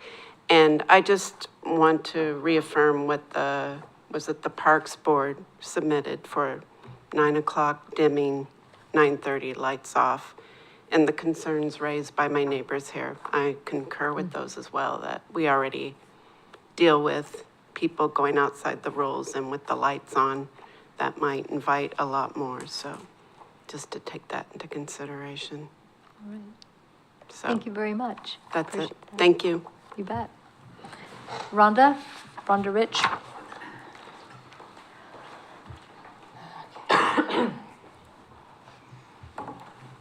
Okay, I made it. Good to see you. The bionic Rhonda Rich. Good evening, Mayor, City Council, staff. I'm here as representing the Neighborhood Association, as president of the Neighborhood Association, Rhonda Rich.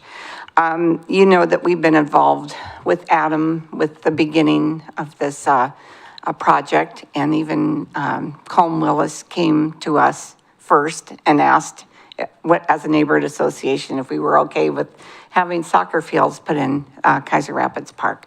At that time, it was one soccer field, but morphed into two. But so our concerns, we've been discussing this for a year, and we've been going to meetings that Adam has set up for people who are involved. So our main concerns were the lighting, the noise, and the parking. So the parking is nice for the park goers to use the parking areas. So hopefully, we're looking forward to paved parking so people don't use our neighborhood as a parking. But as far as the lighting goes, well, actually, I have to give kudos to Matt Lawyer, who's the chair of the Parks Board. Before the August meeting, he contacted me and he said, well, we're going to be talking about the lighting. And I wasn't aware of it, and I appreciated him reaching out to us, because it's kind of easier to deal with things at the front end than, you pass something and then everybody comes in mad about it.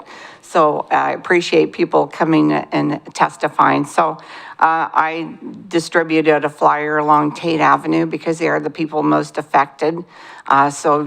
Resulting in, I think we had 6 people testify at the Parks Board meeting. And I wasn't able to attend, but the Parks Board did make a recommendation of, after hearing, and the lighting really is not the main issue. It's the noise that comes along with the lighting. Because as long as you have the lighting on, the people are going to be out there making noise. So these people who live on the park, and this is a 365-day a year now use of this fields, that, that they need to go to bed. So 9 o'clock, seemed reasonable. So I talked with probably half the people along Tate, and everybody was in agreement with the 9 o'clock. But the 10 o'clock is kind of stretching it. So hopefully I'm just here to encourage you to pass the ordinance that the Parks Board is recommending. And I'd like to say I appreciate the lighting. I know Musco Lighting did the lighting. I have a nephew-in-law who was just in town a couple of days ago, and I talked to him, and I took him over to the park, and I said, what do you think about this? He said, yeah, that's our lighting. He's a representative, and he said, yeah, that's like $1.2 million cost, and it's really quality lighting. And so we really appreciate that, because lighting probably will not be the issue. It sounds like it's, going to be directed to the fields, and he said there was even something on the post that tracks the ball, a lighting that tracks the ball. So, and he even said that Musco guarantees a certain amount of pollution, not pollution in the vicinity, that they guarantee that, so they will do their own follow-up on it. So just a little bit of information. So anyway, I do appreciate what you've done over at the park, and appreciate everybody who came and spoke, because I said, this is the time to speak. I get the information out. That's our responsibility as a neighborhood association, to let people know what's happening around them. And so these people are most affected by that. Mm-hmm. So, thank you. Thank you very much. Appreciate it. Mr. Lawyer. Thank you, Madam Mayor. I was going to share this in electronic format, but I'll just tell you what's coming. Musco representative contacted me about 2 weeks ago, wanted to come out on a Sunday and turn on the lights and get some pictures. So somebody testified earlier about the lights being on. That's what that was about. He sent me the photos. It's impressive. Impressive how little light comes away from those fields. So I've got 6 photos, and I'll pick out a couple of the more dramatic ones that really show the lines, send those out so everybody can see them. It's really impressive. So I don't think the lights were really budgeted or cost a full $1 million, but they act like they work like $1.5 million. So just wanted to share that. Okay, thanks. Thank you very much. Appreciate that. And thank you, Rhonda, and the Neighborhood Association for being so involved and making sure that we are well connected with people around the park. Thank you. I want to mention too, we're having our first, we've been, gone black over the summer, no meetings. So September 12th will be our first meeting, and Bill Lawyer will be our guest speaker. So just want to make that public. Anybody's invited. At 7 p.m., correct? Yes. Uh-huh. Right here. Okay. All right. Oh, there we go. So we now have on this screen, let's see if we can get it onto the television. Nice. Holy moly, that is really focused light. That is impressive. Can we get that onto these screens? Philip was probably working on that as you Okay. speak. But yes. There we go. I planned, I'd tack these, Madam Mayor and Council, I'd tack these onto the presentation about the fees, just to give you an idea, because Mr. Lawyer shared them with me this morning. So it's very impressive. This hot off the press, literally, very, very impressive. Thank you so much. Thank you. That is everybody I had signed up. Is there anyone else who had a thought they needed to share on this issue? All right. Well, need to be at the microphone because we do broadcast. Okay. Okay. I appreciate our police department because they work so hard and they keep us safe and protected. And they're always having to be on guard because their lives are threatened daily. And I just really appreciate all of you very much. So thank you. And for governing the parks too and our neighborhoods. Thank you very much. Yes, that's very appropriate. Thank you to our police department. And I would encourage, and thank you for bringing up about calling the non-emergency number. I know people will say, well, I don't want to bother them. Call, because with no data, they have nothing to go on. ESP doesn't work real well. communicating, I'm irritated to the police. I mean, they're great, but they don't operate on that wavelength. So I really encourage people, go ahead and call. The more information our police department has, the better that they can respond and prepare rather than react later or, gee, I wish we had known. So please do call. Thank you so much for bringing that up. All right, that is everybody we have who had signed up. Does council need anything further before we put a motion on the table? Councilor Reed. Thank you, Madam Mayor. I wanted to, I guess, explore this question of the lights being on till 9 when there's nothing scheduled there. I know that one of the main concerns, I don't know that it would be called a concern, but we wanted to make sure that these fields were available at least to the, to the public for at least some of the time. We don't know what that's going to look like in terms of the management of it and what's going to be available. So I know that not, many nefarious things happen after dark, particularly in the winter and, even with the lights on. So I definitely see that, that argument. So I guess in general, I'm in favor with it as it is right now, but I would like to leave it open to look at later to be able to say, all right, do we have enough time during the daylight hours for the public to access the fields? And if not, then maybe we need to look into expanding that a little bit more. And was that discussed at the Parks meeting? And I just would like to hear a little bit more about it. I just want to make sure that we have plenty of public access to the fields. Councilor Kohler, did you want to respond? Thank you, Madam Mayor and Councilor Reed. It was discussed, and one of the things that was discussed, if you just leave the lights on, then sometimes you get activity there that really shouldn't be going on. And so besides burning electricity that nobody's using. So those two things were big factors by saying, if it's not scheduled, we're not going to turn the lights on. And I think it's yet to be seen, but I think that the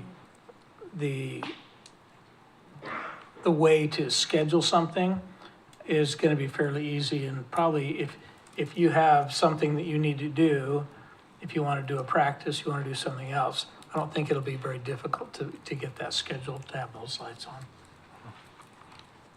I'd like to follow up with that thought, and that is, under the management agreement, if they schedule, quote, open play hours, that is essentially scheduled. So they're saying that we're not taking reservations for this time for particular teams, but this is for, y'all want to come down, kick the ball? We're going to have lights on because the management organization is going to schedule that time for open play, but they're responsible for it. It's not just it's scheduled and actually identified as open play. Is that something that's a possibility and would be considered then essentially scheduled? I would believe, well, for sure, but I would also believe that would be advantageous for them if they had a little bit of community give back, a couple hours a week of an open play or something. So that could be something that could be put into that. Okay. All right, thank you. Councilor Cross?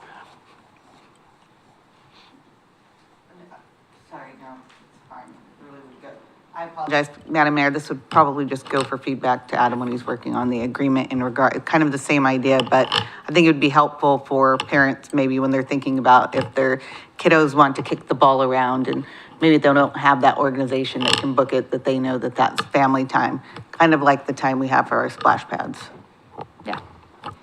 So it makes it helpful. That open play, slot, yes. Mr. Brown? Thanks, Madam Mayor and Council. I would just add, as far as the time, honestly, I was a little surprised. Everybody we talked with agreed that 9 o'clock was a sufficient time to end play, and everybody could be out of there by 9:30, including Rebecca Finneran and her husband Ryan, and also the Mid-Valley Soccer. And several other organizations I talked to said 9 o'clock is plenty of time, plenty late enough to have stop play. Okay, thank you very much. Shall we go ahead and put a motion on the table? Council President Starr? I move to adopt ordinance 2024 establishing Keizer Parks regulations and repealing ordinance number 2023-869. Second? It's been moved and seconded that the Keizer City Council adopt ordinance 2024 establishing Keizer Parks regulations, repealing ordinance number 2023-869. Further discussion? Anybody? All in favor, please signify by saying aye. Aye. Any opposed, signify by saying no. Hearing no objection, motion passes unanimously. What I'd like to do now is take about a 5-minute bio break and stretch break, and we will be in recess for about 5 to 10 minutes.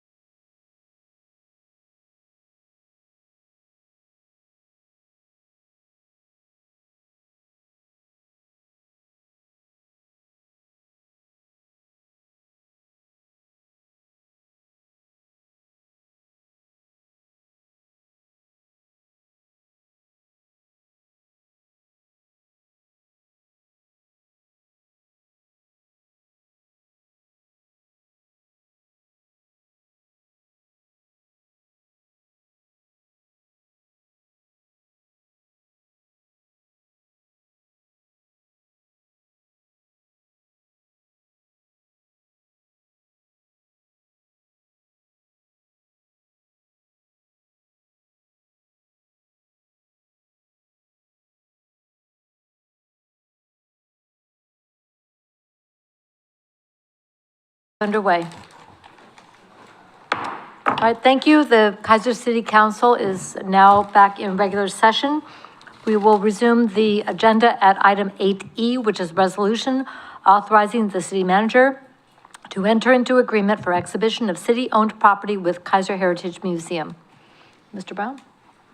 Thank you, Madam Mayor and Council. This item is about a framed poster that sits in our art gallery near the west doors, or the east-facing doors. And for the Wallace House, it's an interpretive sign that's used out at the park, and a copy of it here is at City Hall. The Keizer Heritage Museum would like to include it as part of their museum display. And so there's two ways you can do that. One is do a lease agreement, basically like we did for the Thomas Dove Keizer maquette, and where it still is owned by the city, but is under the, but is on loan to the Keizer Heritage Museum. And that is the way the resolution was drawn up. The other way that could happen is that you could transfer that poster, if the council so chose to the Keizer Heritage Museum with a reversion clause in the agreement where the poster went back to the city in the case that the museum ceases to exist. So we're recommending the resolution as proposed with the exhibit being on loan, but council could do either way. All right, thank you very much. Any questions on the staff report or the recommendation for the Wallace House Bicentennial poster? All right, Council President Starr? I move that the Keizer City Council adopt Resolution R2024, authorizing the city manager to enter into agreement for exhibition of city-owned property with Keizer Heritage Museum. Second? It's been moved and seconded that the Keizer City Council adopt Resolution R 2024, authorizing the city manager to enter into agreement for exhibition of city-owned property with Keizer Heritage Museum. Any further discussion? All in favor, please signify by saying aye. Aye. Opposed, signify by saying no. Hearing no objection, motion passes unanimously. Item 8F is a resolution approving the municipal court judge observation form. Mr. Lindsay? Thank you, Madam Mayor. This is before the whole body here now. It has come in front of the PPC, which is our Personnel Policy Committee, in meetings both in April and in July of this year, because when I was asked after, when I first got here, basically, after observations had been done of the municipal court, if I could look at maybe streamlining the form by the council. And so when I first did that, then I brought it in front of the PPC for their feedback. When I first did it, they brought it to them. They gave me a little bit of, like, hey, you should go make some of these changes. So I went and made those. And then I brought it back to them, and they then recommended that it come to you in this fashion. We have spoken with the judge about it, and he said, no, that looks fine. He's happy with it. And what we tried to do is sort of a common sense approach with some language that didn't need defining. We had some terms of art in there prior, which people were asked to, or people asked me to either add a definition or make it more general. One of them was like judicial temperament. And the question was, what the heck does that mean? So instead, we just basically said, you know, is he kind of even-keeled and appropriate temperament with, you know, courteous behavior, that sort of thing. So, but what I really tried to do is make sure that this is on one sheet. So if somebody's going in front of the court, that they know about 10 categories that they're looking for, and there's lines for them to make any feedback in particular areas of evaluation, and then also there's additional comments section just in case. And what I will say this can be used for is the municipal court judge is one of your employees. It's a direct hire of the council, works for the council, and the council, when they choose the municipal court judge, don't make him an employee, they make him a contractor. And so part of this is, how do we have a form that would highlight if you guys really wanted to, when you're a contractor, you don't get to direct people's day-to-day work. So what you would do is you would go and you would see if whatever he's doing is unsatisfactory to you, and then that would trigger, if he answers unsatisfactory in any of these areas, it would trigger a discussion that then you can go, because he is your direct hire and he has employee rights, you could go into exec session and talk about that. So this is a way of sort of giving you guys the tools to not only go and observe and kind of know what to observe, but if he's failing in any of these areas, because these were pulled from his job description as well, or not description, but the prospectus, the scope, I guess, of his contract. If he's failing in any of those scope areas, then you would want to then go into executive session and talk about it. So this is kind of a keep it short and allow you guys to know when you might have to go and talk more seriously about your contracted employee. I might also add that we have enjoyed the services of Judge Myers for many years, and I never want to suggest that he might find that R-word retirement that a lot of people find.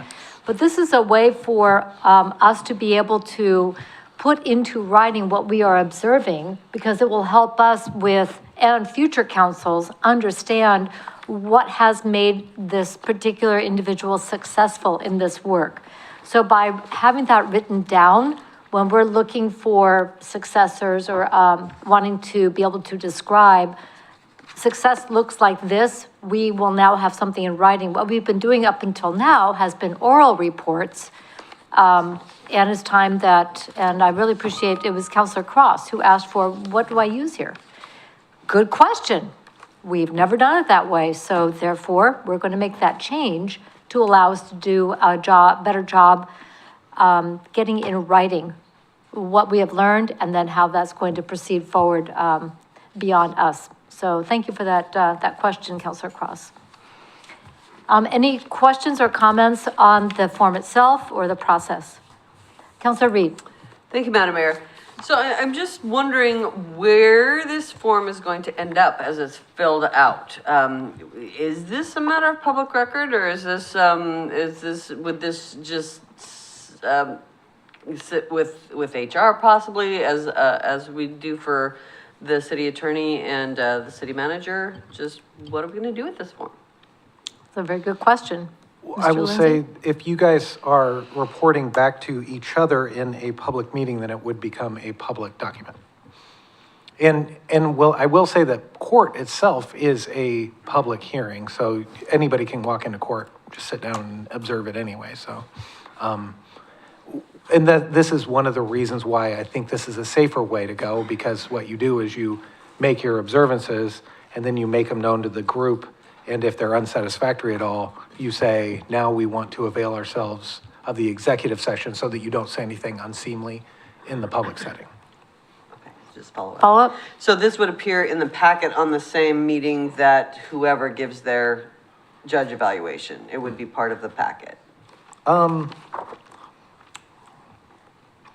You guys can choose if you want it to be part of the packet or if you want to share it amongst each other. Verbally? That's a really good point, actually, now that because I do believe if you wanted to do it as a matter of his part of an evaluation, then you could keep that also in. You could tell each other if you're using this form and anything comes back unsatisfactory, that then you would just go and ask for an executive session, and then that way you don't share it publicly, if that makes sense. So just to clarify, if everything was 2 and above, then it would just be part of the packet, no problem. If there were any ones, then it would not be part of the public, and then it would go to executive session. Is that how I'm understanding? That would be my recommendation of this group, is if anything's unsatisfactory, you would ask to take it to executive session. Thank you. Thank you. Councilor Kohler.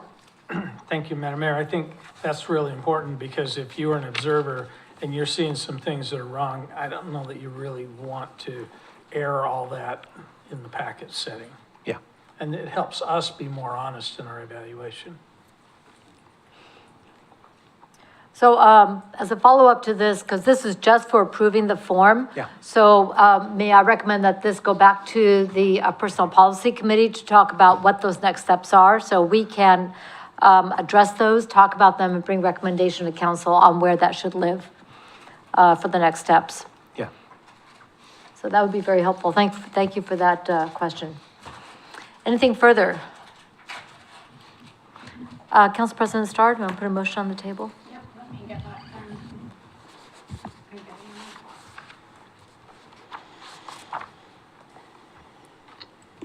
I move the Keizer City Council adopt resolution R2024 approving the municipal court judge observation form. Second? It's been moved and seconded that the Keizer City Council adopt resolution R 2024 approving the municipal judge observation form. Anything further for discussion? All in favor, please signify by saying aye. Aye. Any opposed, signify by saying no. Hearing no objection, motion passes unanimously. Let's go to item 8G, which is resolution authorizing the city manager to sign settlement agreement and release of claims and authorization and release agreement with current and former public employee retirement system PERS Tier 1 and Tier 2 employees. Mr. Wood. Madam Mayor, City Council, PERS is requiring the city and current and former Tier 1 and Tier 2 employees to enter into agreements in order for PERS to reopen certain accounts to resolve the reporting by including the employer 457 deferred compensation contributions as subject salary. City staff has worked with PERS and external and internal legal counsel to prepare the settlement agreement and release of claims and the authorization and release agreements, both of which are required for PERS to reopen the accounts. The specific accounts that are going to be reopened are retiree accounts that are beyond the 240-day deadline to file a dispute of notice of entitlement. That typically happens once someone retires and they have 240 days to say, hey, these don't look right. The other is for current employees whose accounts are locked due to a data verification process. That's a process internal to PERS where they try to lock down some of the information so that no additional changes can be made. So we have a handful of accounts that are in that situation. The key provisions of the settlement agreements are that PERS and the retirees are authorizing PERS to open the account, make the necessary adjustments to reflect the inclusion of the employer discretionary 457 contributions as subject salary. It also includes the release of claims against PERS by the retirees in the city for the adjustments made as part of this resolution process. The settlement agreement also does not set a precedent for current or future claims, and the settlement agreement is a sole and entire agreement, so there's nothing else after this. At this point, I'll be free to address any questions. However, the alternatives you have are to adopt the attached resolutions, authorizing the city manager to enter into the agreements or take no action tonight. Staff is recommending that the council adopt the attached resolutions. And with that, I'd be free to address any questions. Thank you very much. Are there any questions on the staff report or the resolution? Council President Starr, would you please put a motion on the table? I move the Keizer City Council adopt resolution R2024 authorizing the city manager to sign a settlement agreement and release of claims and authorization and release agreement with current and former public employee retirement system PERS Tier 1 and Tier 2 employees. Second? It's been moved and seconded that the Keizer City Council adopt resolution R 2024 authorizing the city manager to sign settlement agreement and release of claims and authorization and release agreement with current and former public employee retirement system PERS Tier 1 and Tier 2 employees. Any further discussion? All in favor signify by saying aye. Aye. Opposed signify by saying no. Hearing no objection, motion passes unanimously. We're going to go to item 8H, which is a presentation on the artificial turf field fees, which will be part of the work being done with our management agreement. So, Mr. Brown? Thank you, Madam Mayor and Council. What I want to do is just get your brain start to thinking about the fees that we'll have to propose on the September 16th meeting, what I want to show you today is some research that we've done on some other field fees. I'm going to kind of start north at the river, as in the Columbia River, and go down all the way down to Corvallis. Our fields, there's honestly not a lot of these synthetic fields to compare ourselves to. But ultimately, we need to continue to have our conversation with our partners, Mid-Valley Soccer Club and Salem Women's Football League, to make sure that we know what their costs are, we know what the hard costs are and what we need to save for. And then the council can make a decision at the next meeting if they want to subsidize that cost by reducing fees at any level. So I will share this presentation with you tonight. And I literally was continuing to do some research on it today, though. So as you might expect, starting north at the Columbia, your prices are going to be high.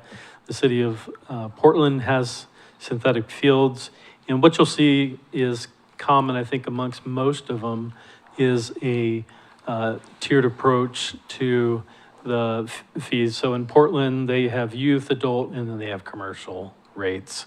And they, in addition to with some of the other folks, have a light fee so that after hours, if you're using lights, it's an additional charge. And if it's pre-dusk, then it's less. So coming a little bit farther south, the Lake Oswego, it's they have recognized local youth organizations, and those are $15 an hour without lights, $20 with lights, and then locally sponsored programs, 30 and 40, and then the non-local and for-profit businesses at $80 and $100 an hour. The Newburgh High School, a lot of these fields, most of the fields that are available come through school systems. So I was looking through a lot of school systems. They don't charge anything in Newburgh for nonprofit youth organizations that are in their district. But the nonprofit out of the district, they have fairly, I think, the highest prices for any organizations, whether they're youth or for-profit, out of the district. So $125 to $225 without lights, $200 to $300 with lights. So, and I see that typo, I'll correct before I send it back to you. City of Woodburn is a facility we've gone up and looked at. It's a beautiful facility run by the city, or owned by the city. It's run by Woodburn Football Club, Woodburn FC, and they charge $50 an hour.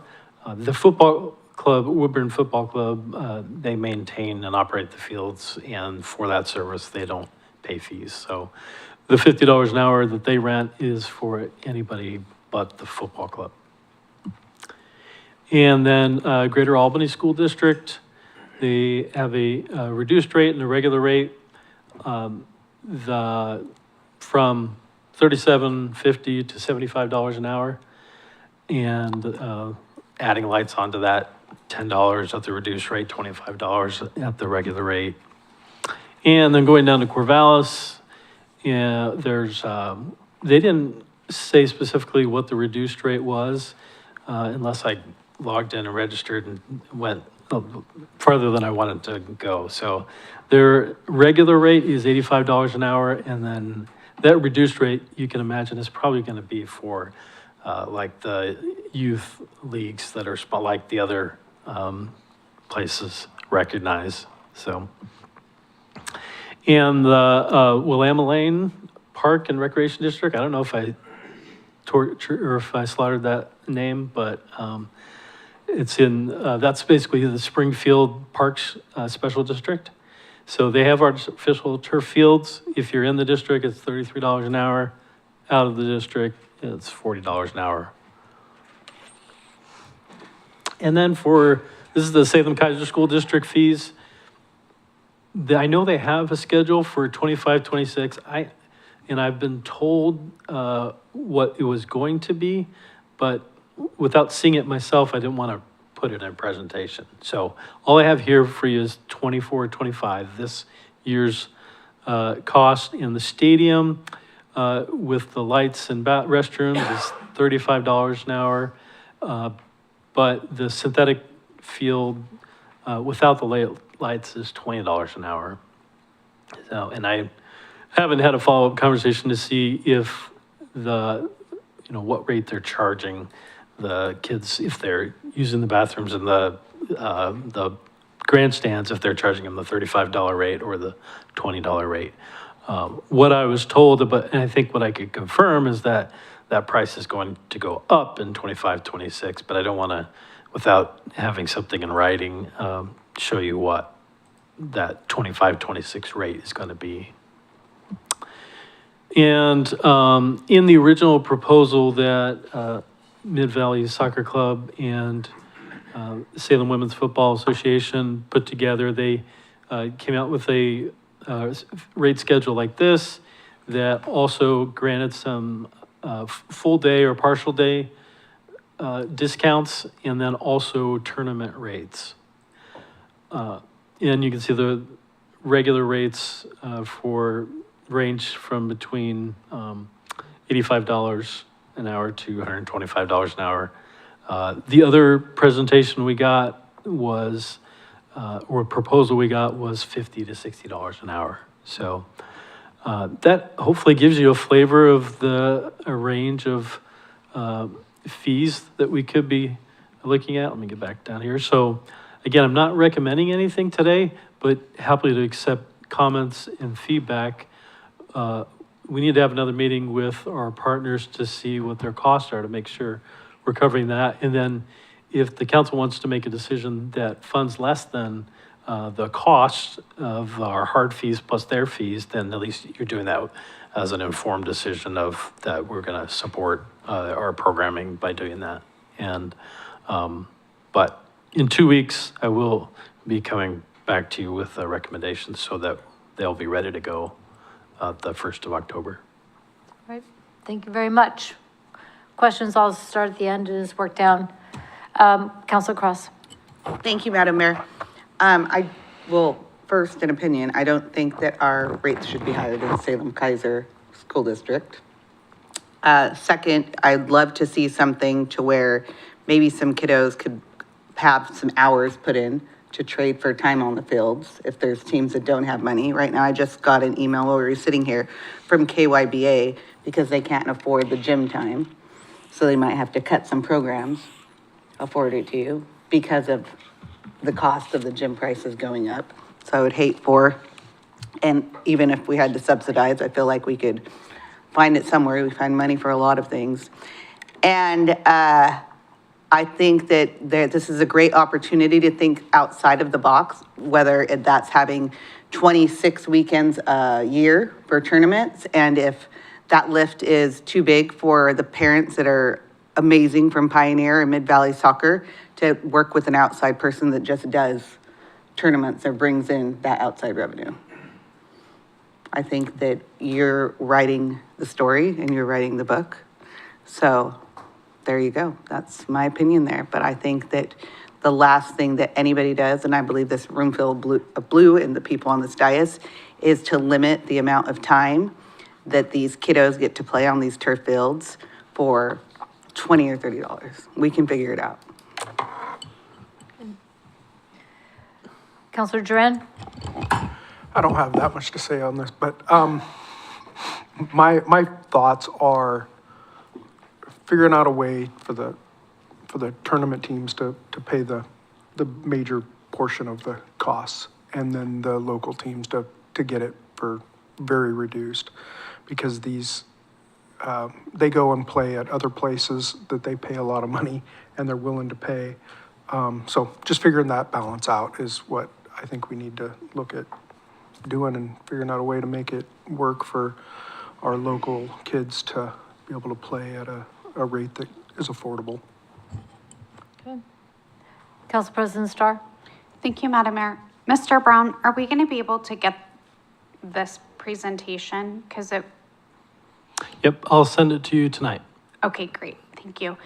I think for me, when a lot of I'm hoping to get more information, and because I know I ask a lot of questions, but one example of information is, what are all the definitions, right? So there was one in here throughout the presentation. I would like to know, there was one like nonprofit local and then nonprofit community at large, I think. So that could be interpreted multiple ways. So if we can just get some definitions of what each of those different groups and the pricing structure mean. And then the other piece of information, where are they getting the money for the sinking fund? That's from the user fees is where it would Okay, well, come from. then I would really like to know if they're not charging user fees, like one of them that you showed on here, Oh, they're not getting, let me correct myself. I don't know how the other right, fields but are that's doing what I'm that. saying. I would like to know that. I would like to understand that. Where, if they're not charging rental fees, where's the money for the replacement that they're gonna have to get coming from? Yeah, I don't know if I can find that out for all those without a lot of research and contact directly with every one of those organizations. But I think there were only like 4 or 5 on here. There's like 6 or 7. Okay, But 4 or it's 5, not- 6 or 7. So calling them and asking them where you get the money, where, if you're not charging a rental rate, where's the money coming from for the sinking fund to do their replacement costs? Okay, I won't get that tonight. Well, I'm not asking for it for tonight, I but understand. I'm just asking for it for, Well, yeah, I'll do my best to get Okay. that in a timely manner for you. thanks. Okay, let's go ahead and continue. Counselor Kohler? Thank you, Mayor Clark. To me, one of the biggest challenges of this whole thing is that most of the local soccer clubs play on the weekend. So if they're playing on the weekend, how do you rent it out for tournaments on the weekend too? So to me, that's one of those real big challenges. There's this prime time that seems to be Friday through Sunday, and then there's all the rest of the time, and some of that's probably not very sought after time. Maybe there's other times that I'm just not seeing, but to me, that's one of the biggest challenges with all this. Yeah, if I can respond to that, just from the soccer world, which is the one I know, clubs are playing clubs every week, and they're usually hosting at their own facility or going to that. There's probably, I would say, throughout the year in the Middle Willamette Valley, Portland area, I would say maybe 6 to 8 soccer tournaments. And, the Nike Cup, the Flavor Football in Woodburn, which is the same week as the Nike Cup. There's another one up there, it might the Beaverton Cup or something. And then Capital Football Club does one. And they typically hold those in the fringes of the season, at the end of the season or at the beginning is when they do tournaments. And then the main 3 months between in the soccer season, the clubs are going to each other's clubs and playing just outside of a tournament.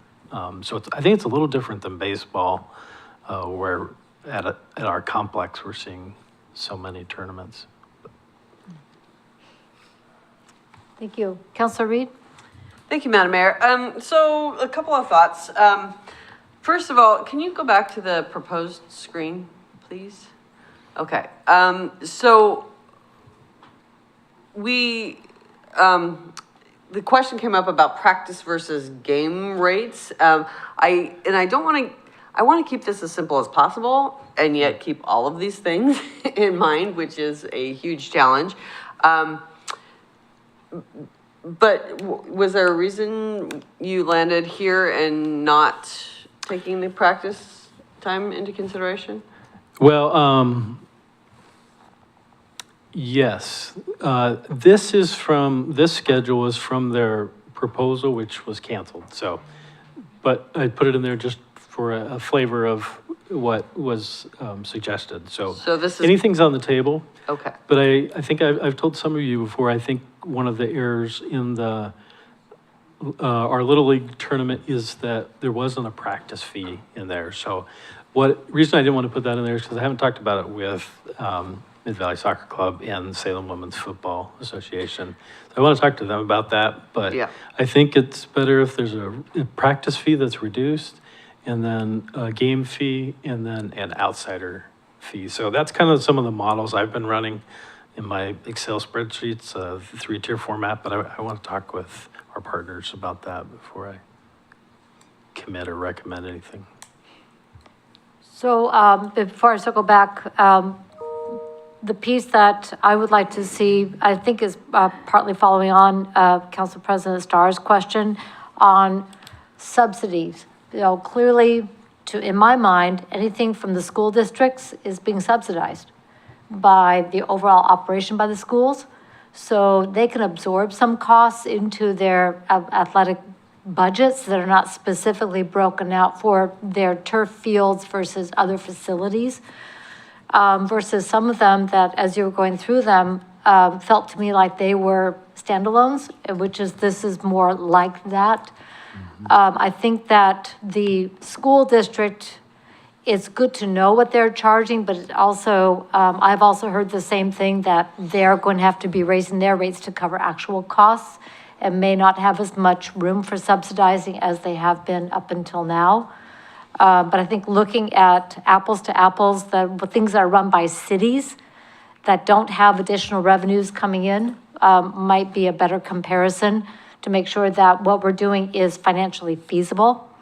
But also, I appreciate making sure that we factor in practice times, and we also factor in, defining what local is, because the money was granted to the city, so this would be for our region, for the youth that are playing here in this region, in the Salem-Keizer area, not specifically city of Keizer, but what we heard from Commissioner Willis was very clear that we needed a space for our youth in the Salem-Keizer area to be able to come and play.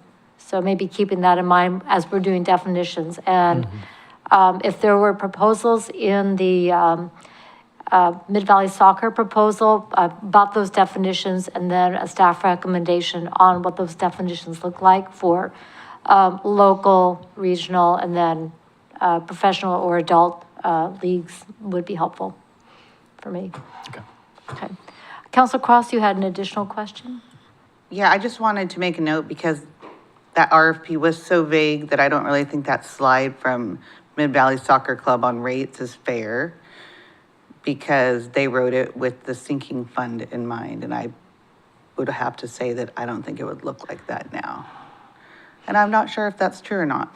And then I would also say that the other thing that maybe, putting it out there, maybe we would have more of a sinking fund if we have to sell concessions underneath a canopy and maybe not have a nice building. Maybe we pause on that one. Just throwing it out there. I mean, we're just going full steam ahead. Like, maybe we just need to pump the brakes and make sure that we have everything in play. We're like phase 2 and we have to make sure we can even plan that we're gonna be able to schedule and do what we're doing. Like, we have these fields that are gonna be ready. I just forwarded you an email from Colin Box that wants to rent the fields on the 18th. We don't even know what we're charging.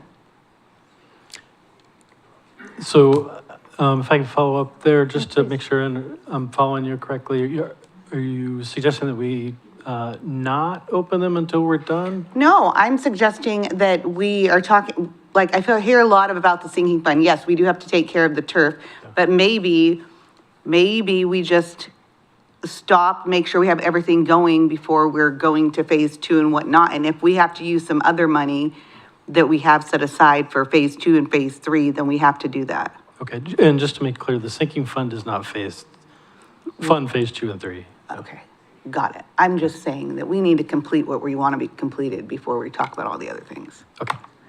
And again, it's past 10 o'clock, and I don't think anything good comes out of my mouth or my brain when we've all been up since 5 o'clock or 5:30, after 10 o'clock. Fair enough. Yeah. Thank you. Okay. Council President Starr? Thank you, Madam Mayor.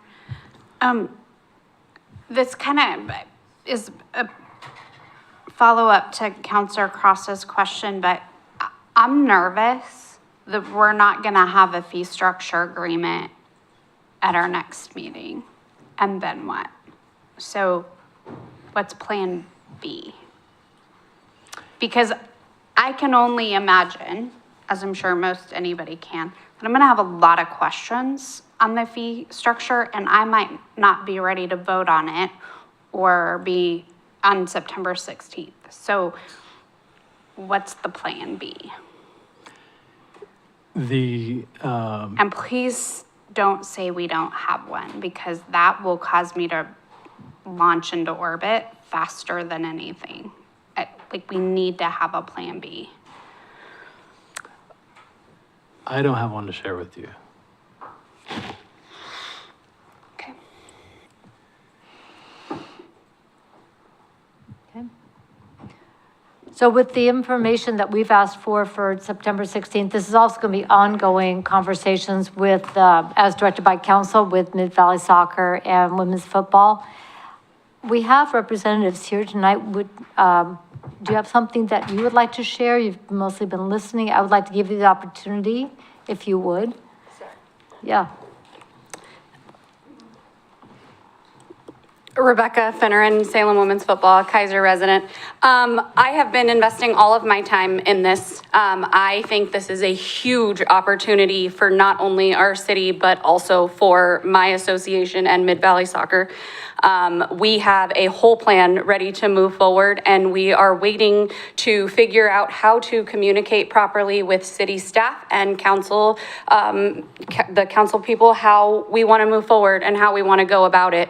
We think the best vision is to create another entity, a nonprofit that is going to have community Keizer representative board members. We will have a hopefully paid general manager, which I'm hoping to take that position and be the hands-on while we have community representatives with a member-run nonprofit. The members will be members who invest into the facility, like Mid-Valley Soccer, Salem Women's Football, McNary Youth, any other youth programs, or any other representatives that are relevant to the movement of the turf fields and the benefit of them.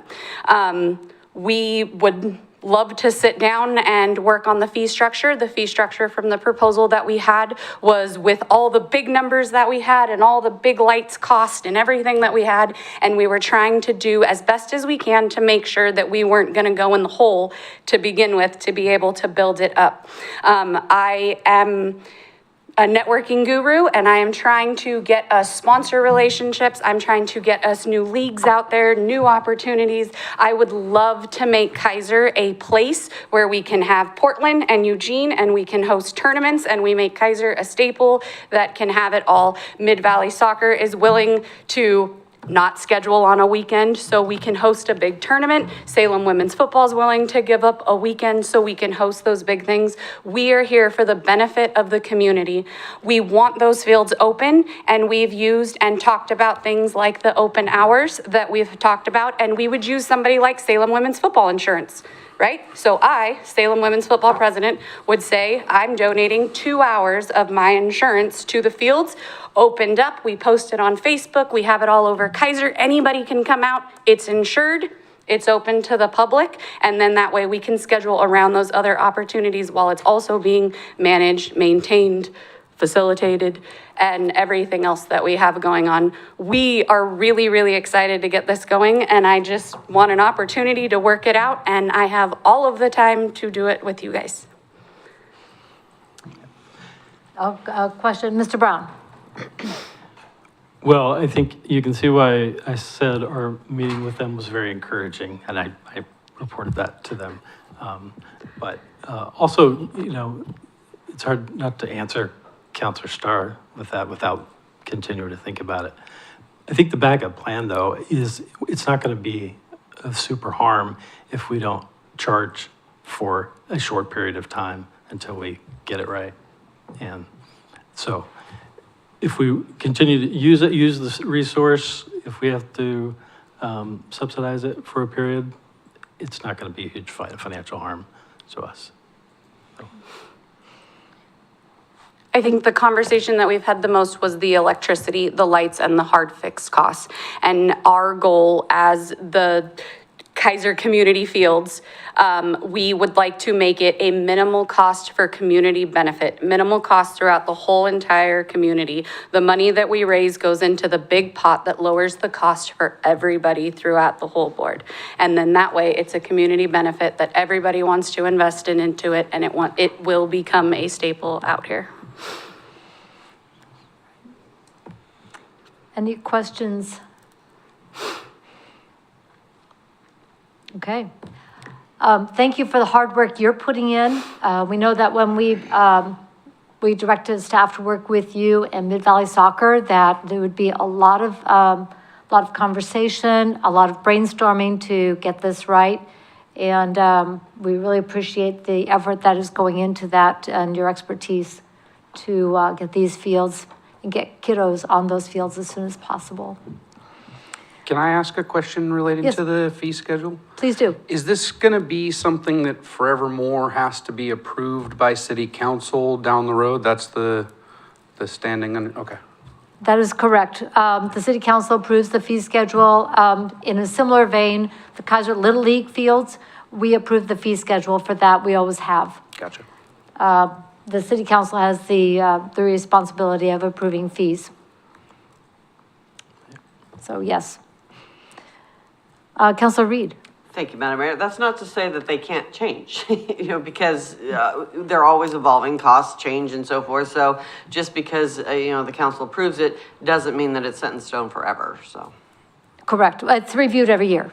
Every time or a contract amendment and so forth, new fees have to be approved by the city council. Okay. All right. Do we have enough to go on to work toward September 16th? The worst case scenario is you're not quite ready on September 16th, and it will go to October, was it 3rd? Is our first meeting in October. Oh, it's right here. Don't guess, look, actually it's not. But our first meeting in October would be the next one out if it's not quite ready to go. And I appreciate Mr. Brown saying, you know what? Take the time to get it right. And we have a 5th Monday, gives us another week. Okay? Anything further? All right. Thank you very much. Thank you for staying with us tonight and being here to answer questions. That takes us to the final item under administrative action, which is item 8I, resolution authorizing the city manager to sign Criminal Justice Commission Organized Retail Theft Grant Agreement, ORT 25-08. This is Chief. It should be coming to me. In June of 2024, the Keizer Police Department, thankfully, the Oregon Criminal Justice Commission decided that organized retail crime was a problem in Oregon, which it is, and has been for years. They identified and allotted $5 million for grant funding to law enforcement agencies, and our community response unit has been involved in organized retail crime apprehension and doing retail stings up at Keizer Station and other locations throughout the city. And Andrew McCowan saw this grant come up because he's very involved with Organized Retail Crime Association of Oregon. And we brought those meetings into Keizer several months ago. And because of this, he, Arson Vedison, and Chris Nelson took it upon themselves to apply for this grant and kind of detailed out what we'd use the funds for. In July, they did award us $124,000 to fund 2 undercover police vehicles, 2 complete remote surveillance camera systems, which would be more likely, you'd call those like a drop car. I don't want to get too involved in what that looks like because that would give away our tactics and our sneakiness. And then also some overtime funding for personnel to work some organized retail crime saturation events. in coordination with, we work those with the DA's office and then the loss prevention officers at several different locations throughout town. The grant funding would be good through the end, well, kind of July of 25. Have to be designated through June of 25.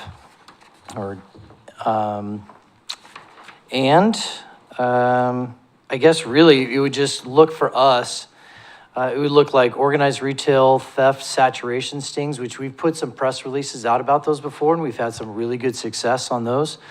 And we'd really continue our partnership with local retailers, which Detective Zavala and Detective McCowan have been working very hard over the last couple of years to the point where they've given out their cell phone numbers, and as crime is occurring, at the time we get the phone call, it doesn't even go through dispatch, and then we notify officers. We get there, it takes out about 3 minutes of time running through dispatch. So just with the relationships they've built, we've had great success in breaking up some of these thefts from our local stores. And then also with the DA's office, getting them on board, it's been a great relationship.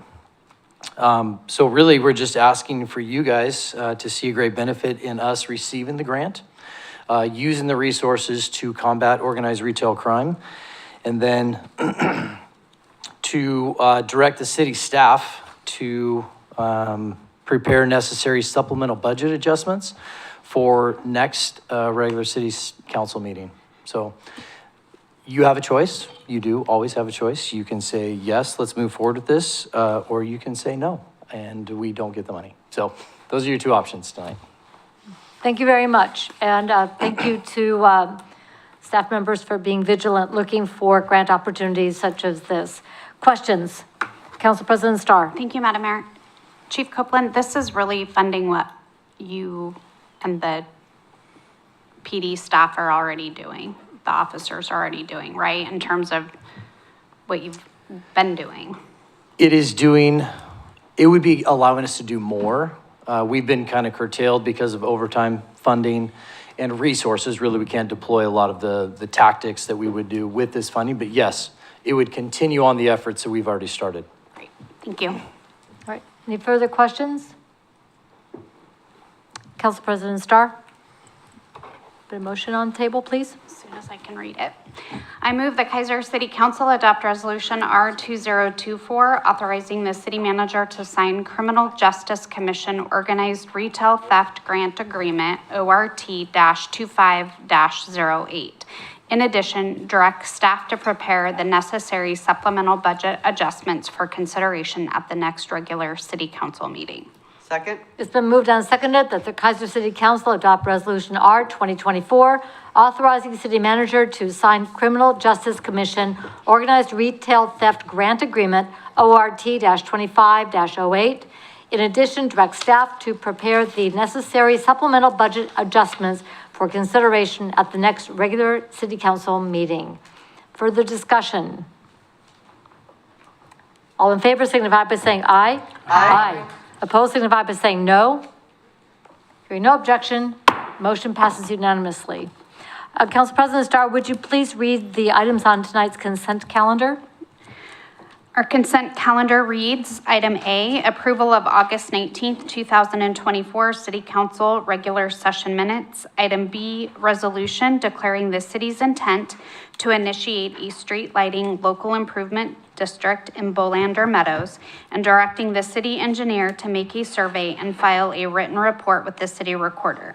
Item C, a resolution amending the Traffic Safety Bikeways Pedestrian Committee, amending resolution number R2012-2256 and repealing resolution R2023-3403. Thank you very much. Are there any polls? Seeing none, Council President Starr. I move that the City Council adopt the consent calendar as read. Second? The consent calendar has been moved and seconded. All in favor signify by saying aye. Aye. Opposed signify by saying no. Motion passes unanimously. Let's go then to other business. This time is provided to allow the mayor, city council members, or staff an opportunity to bring new oral matters before the council that are not on tonight's agenda. Mr. Brown, do staff have any additional items under other business? We do not have any additional items. Thank you very much. Council members, any additional, or items under other business? Blah, blah. Okay, we'll then move to staff updates. Start with Mr. Brown.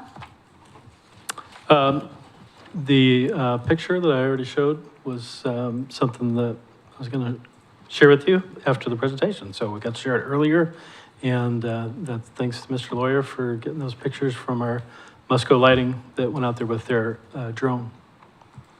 Thank you very much. Mr. Wood. Nothing additional from me, thank you. Thank you. Ms. Bissett? Nothing tonight, Mayor. Thank you. Thank you. Chief? Just want to report back on a wonderful event we had over the weekend that I saw most of your faces at. It started about, I don't know, Sarita would probably remind me, but a couple months ago when I was asked, like, why didn't we do blast camp? And I was talking about staffing.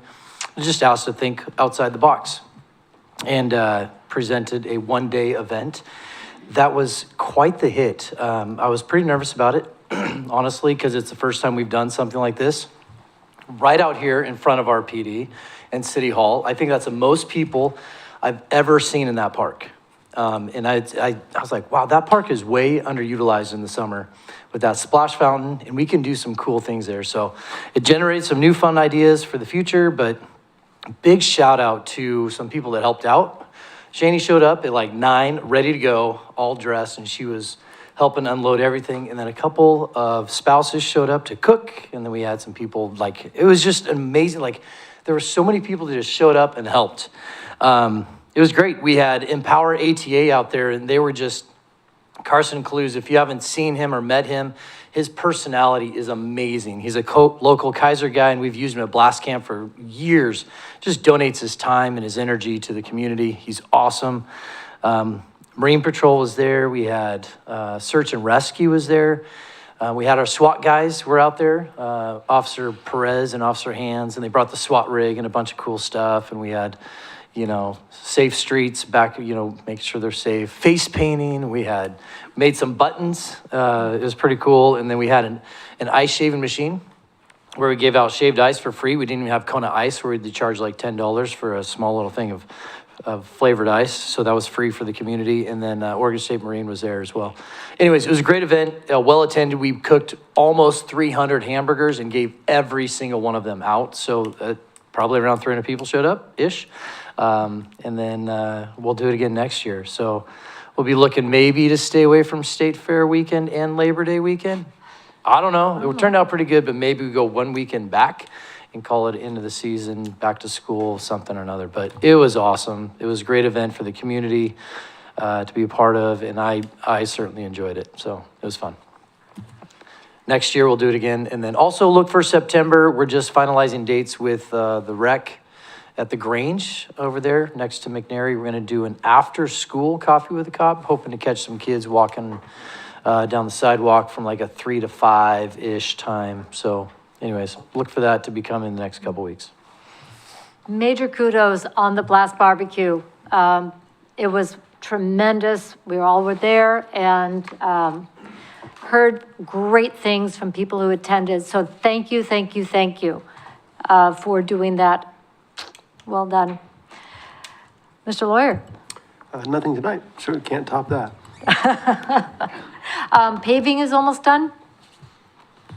Almost. Rivercrest, part of James, and a piece of Brooks left to do. Those should be done paving, I think, the 3rd week in September.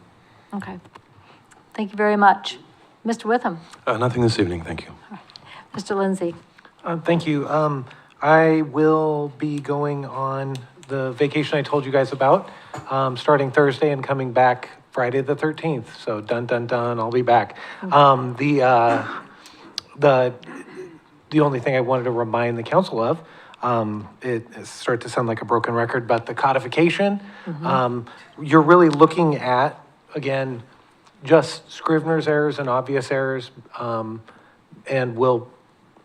go ahead and keep in the back of your mind what you would like to change so that we can get to that more sooner than later.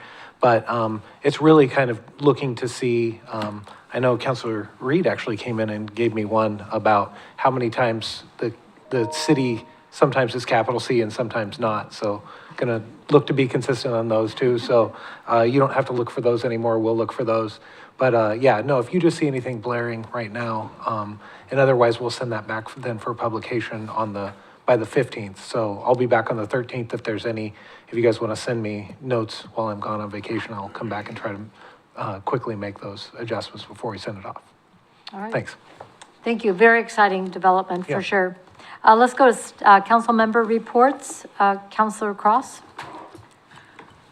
I went to a lot of things, thank you, Madam Mayor, that I know that some of you will talk about. I love the blast camps, barbecue, so even if you go back to the 3-day blast camp, I think we still need to have the end of season barbecue, so that was amazing. Yeah, it was just great. I'd love to see all those kiddos running around that splash pad, like, that was amazing. One of the other things that I got to do a tour for the iBuild, program. This was their first year on the 28th with Commissioner Bethel and Sheriff Hunter, and that was pretty awesome seeing, there was about 15 to 20 high school kids from all the different high schools. I think probably about 3 to 5 McNary kids, and they were building houses for Church at the Park. The first round of houses took 5 weeks, the second round took 3 weeks, so that was cool. I knew they had a graduation 2 days later, and Counselor Duran and Lori Christopher attended the graduation with me, but it was super cool to get to know those kiddos. And Ms. Bissett, I just asked you for a list because I got their names to send them if we do have some youth council positions open. I'd love to get those to them. I attended the Shop with the Cop cornhole tournament. My partner was DA Paige Clarkson. We scored 16 points in 2 games. So needless to say, we are not players of cornhole. Not going pro. Yeah, so those were the highlights of the last 2 weeks. Thank you. Okay. Counselor Duran. Well, I was at that cornhole tournament and I scored less, so I cannot talk about that. But that was a great benefit. I was at the Marion County Town Hall. The commissioners put on about House Bill 4002. That was on the 22nd, and that was pretty informative to see what new changes the police are going to have for combating the drug problems. And then I did go to the iBuild thing. That is a new program in Salem. It's put on by a local group that a nonprofit that is adding to the I don't know how you say it, the technical training, I guess, yeah, that's in construction. So seeing these young kids build these little pallet houses, I guess is what they're called for the homeless community, seeing how they do that, you know, in a learning environment was pretty neat. So, you know, McNary, they build sheds that are just sheds. Well, these are sheds that people are going to live in. So that was pretty cool. Other than that, I did a few other things that we can talk about some other time. Thank you very much. Council President Starr. Thank you, Madam Mayor. Again, kudos to Chief Copeland and the entire police department team for just a grand slam of an event on Saturday. It was great. I do want to give recognition to Josh with the Public Works Department.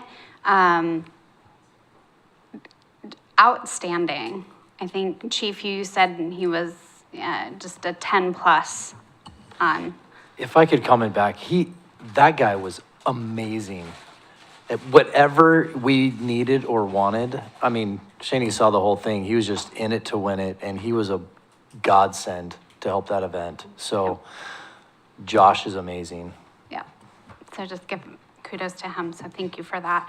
I also just want to recognize post on Facebook this afternoon about your Public Works team and their quick response to a safety issue at Keizer Rapids Park. A tire on the big toy person posted and said that they called, and in a half an hour staff were there to fix it and move it so kids weren't getting hurt.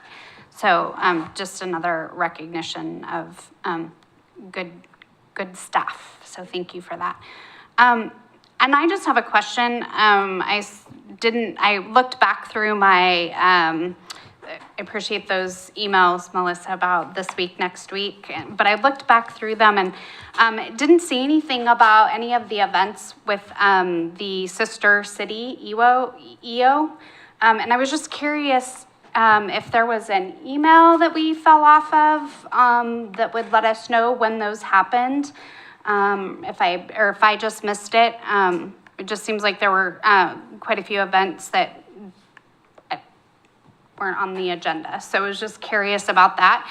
And then also, what is the status of that? And we heard about it last year, that we were working on it, and I heard about it again, that we're working on it, but I don't know what that means. I mean, I know what it means to be working on it, but it doesn't seem like we've getting any detail on that. So, that's it. Thank you very much. Councilor Kohler? Thank you, Madam Mayor. Just a couple of things. I attended the COG meeting with all the politicians and stuff. That was good food. And a lot of good, interesting things. So the Marion County Town Hall, attended that with Mr. Wood. I attended the Salem Wastewater Task Force meeting. I think we have one or two more of those. Is your microphone on? What? What? Let me start again.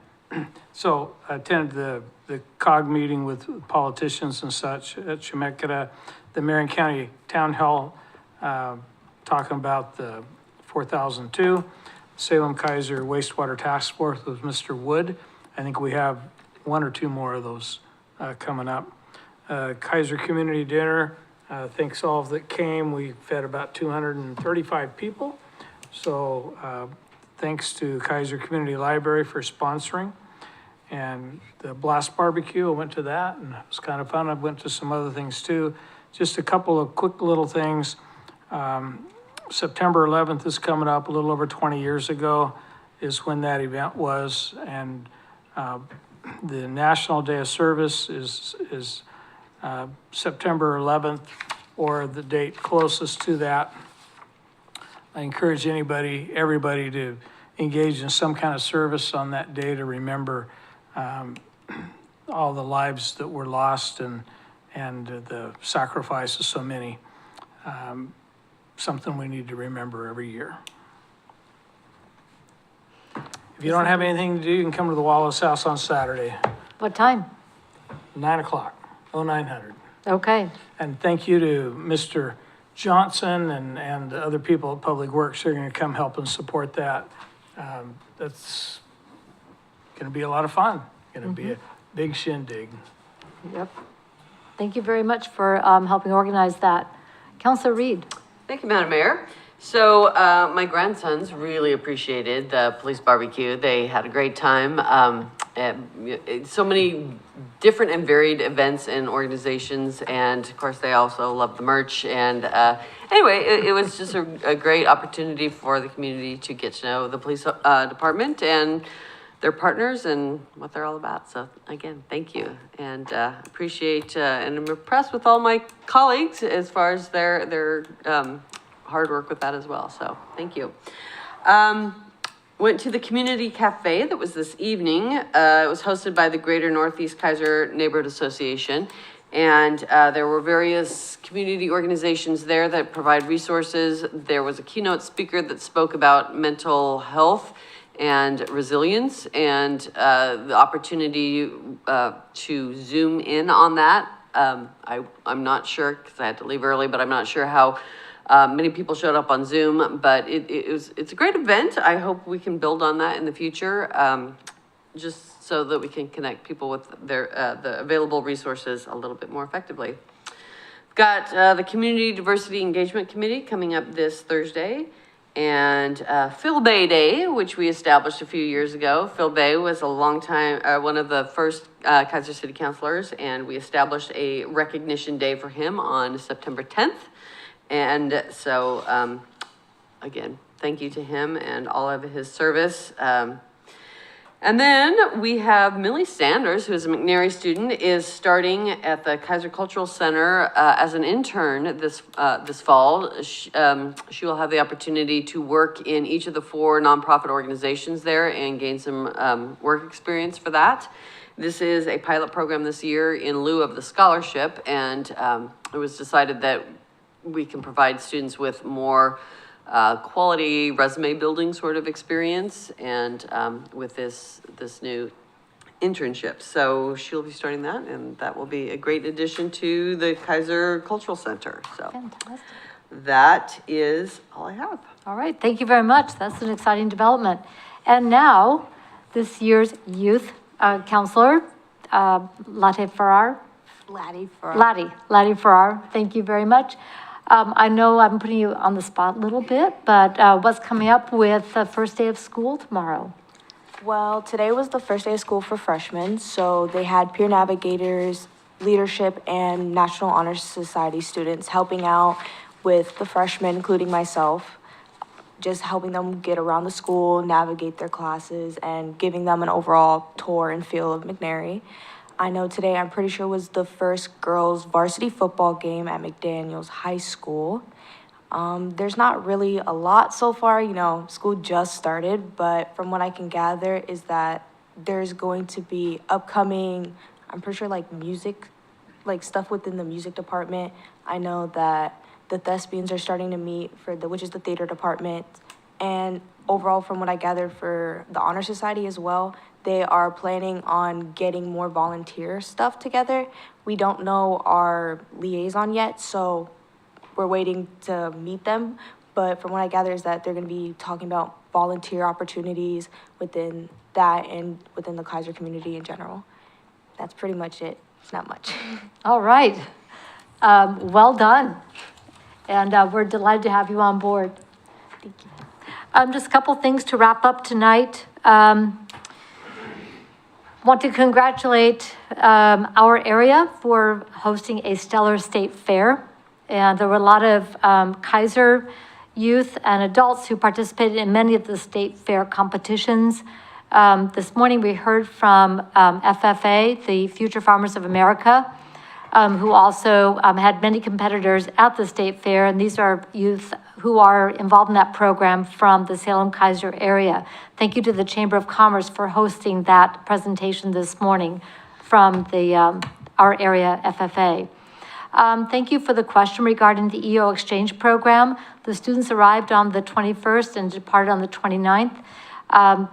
We had a session here with myself, and then a tour of the police station, and then on to the Keizer Heritage Center as one of their days of activities that they had for the student experience.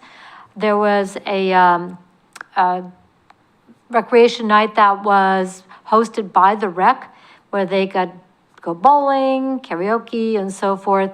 And one of the things I had a chance to do, since their lead representative this year was their deputy superintendent for the EO school district, was to help arrange for a meeting with our local Salem-Keizer superintendent Castaneda. So that was a great opportunity for them to have a conversation on education, styles, career technical, and other things that are similar, and opportunities to learn between the two different school districts. The superintendent was then gracious to provide a tour of CTEC that was led by the principal, Rhonda Rhodes. Thank you for the question about what's next.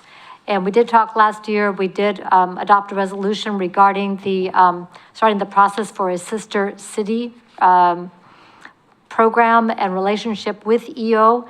And in discussion with the East Salem Rotary, who is the one who brought this opportunity to us, they would like to help us put together a task force or work group, whatever we want to call it, that would include the city, the school district, chambers of commerce, you know, some of the similar organizations between the two cities. And so we'll be bringing some names and some potential participants Chuck Ito and Ed Davis are going to work on that and bring that proposal back to us. So thank you for that.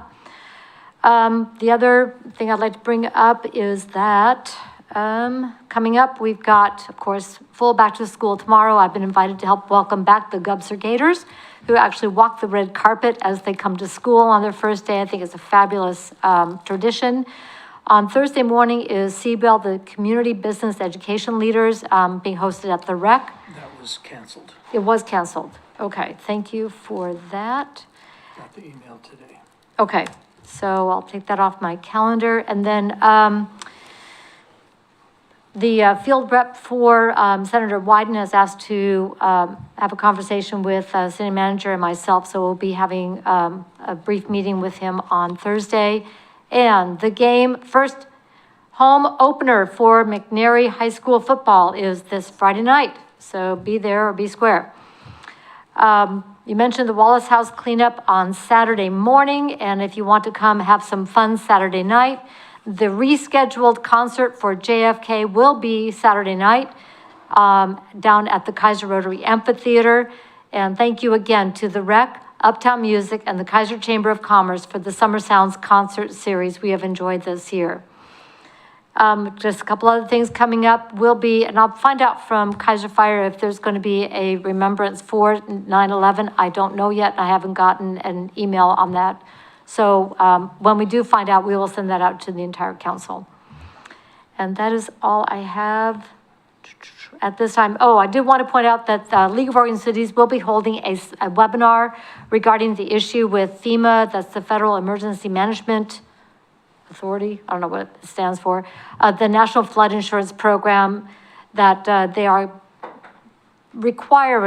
trying to require cities to adopt a model ordinance without finishing their environmental impact statement. And that is something that the cities and counties and the state of Oregon have some questions. So there will be a webinar on that, and you should have gotten that information in the League of Oregon Cities weekly blast. So make sure you get that information if you want to listen in on that. And that is all I have. I do want to point out before we go to agenda input that looking at the assignments that were carried by former Councilor Husband, we had the audit committee. That does not need to be reassigned since that will be done in January for the upcoming year. So we can leave that. That is complete for this year. Traffic Safety, Bikeways, Pedestrian Committee, we will need someone to take that for the rest of the year. So please check your calendars and let me know if that is something that you can take one, two, or all of them. And get that information, if you would, to Ms. Bissett. And then we can make sure that those meetings are covered. So I appreciate that. The Northwest Keizer Neighborhood Association, who is the partner on that one? Councilor Kohler.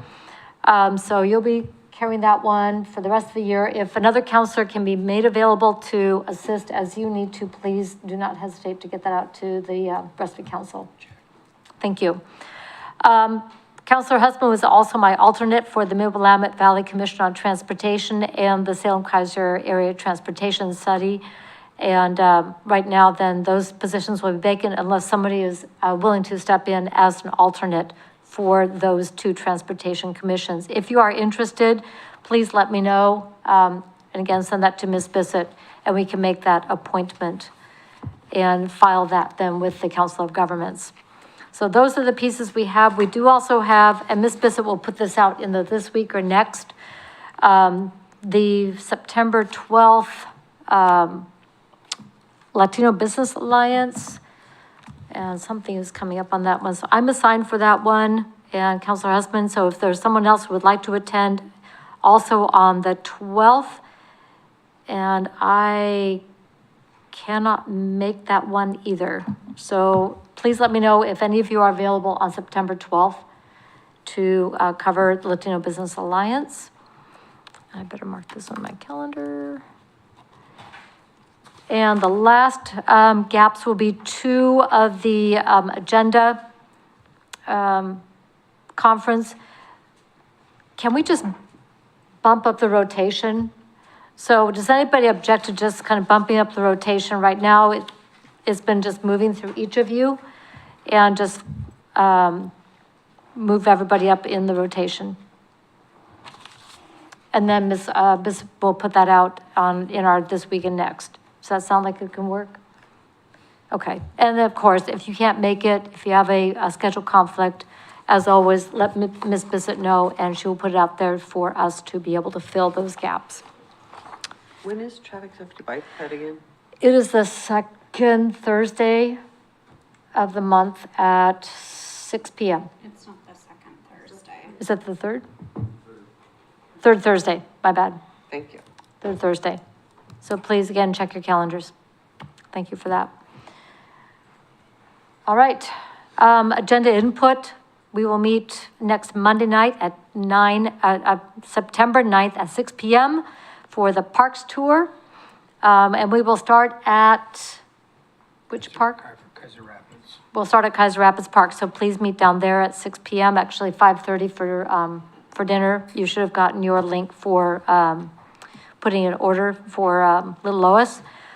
On Monday, September 16th at 5:30, we will have a work session prior to our city council regular session to discuss the legislative priorities that we will submit to the LOC for their consideration as they get the votes from the cities across the state for their priorities.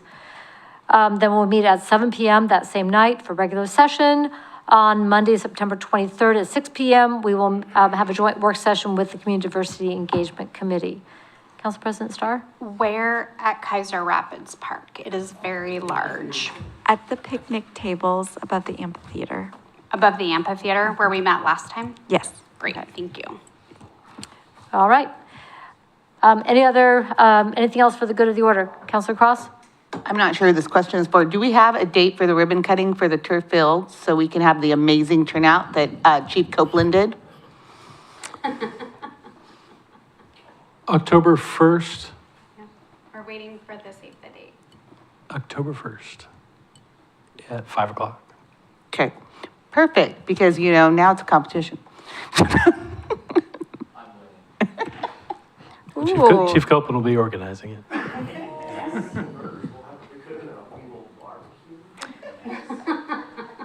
Mr. Brown?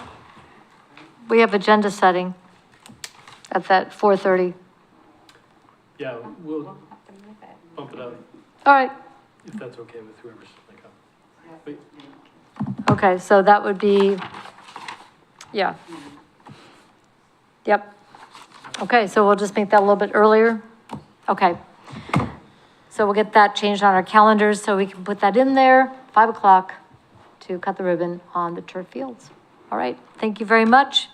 That concludes our agenda. The time is 10:54. We are adjourned.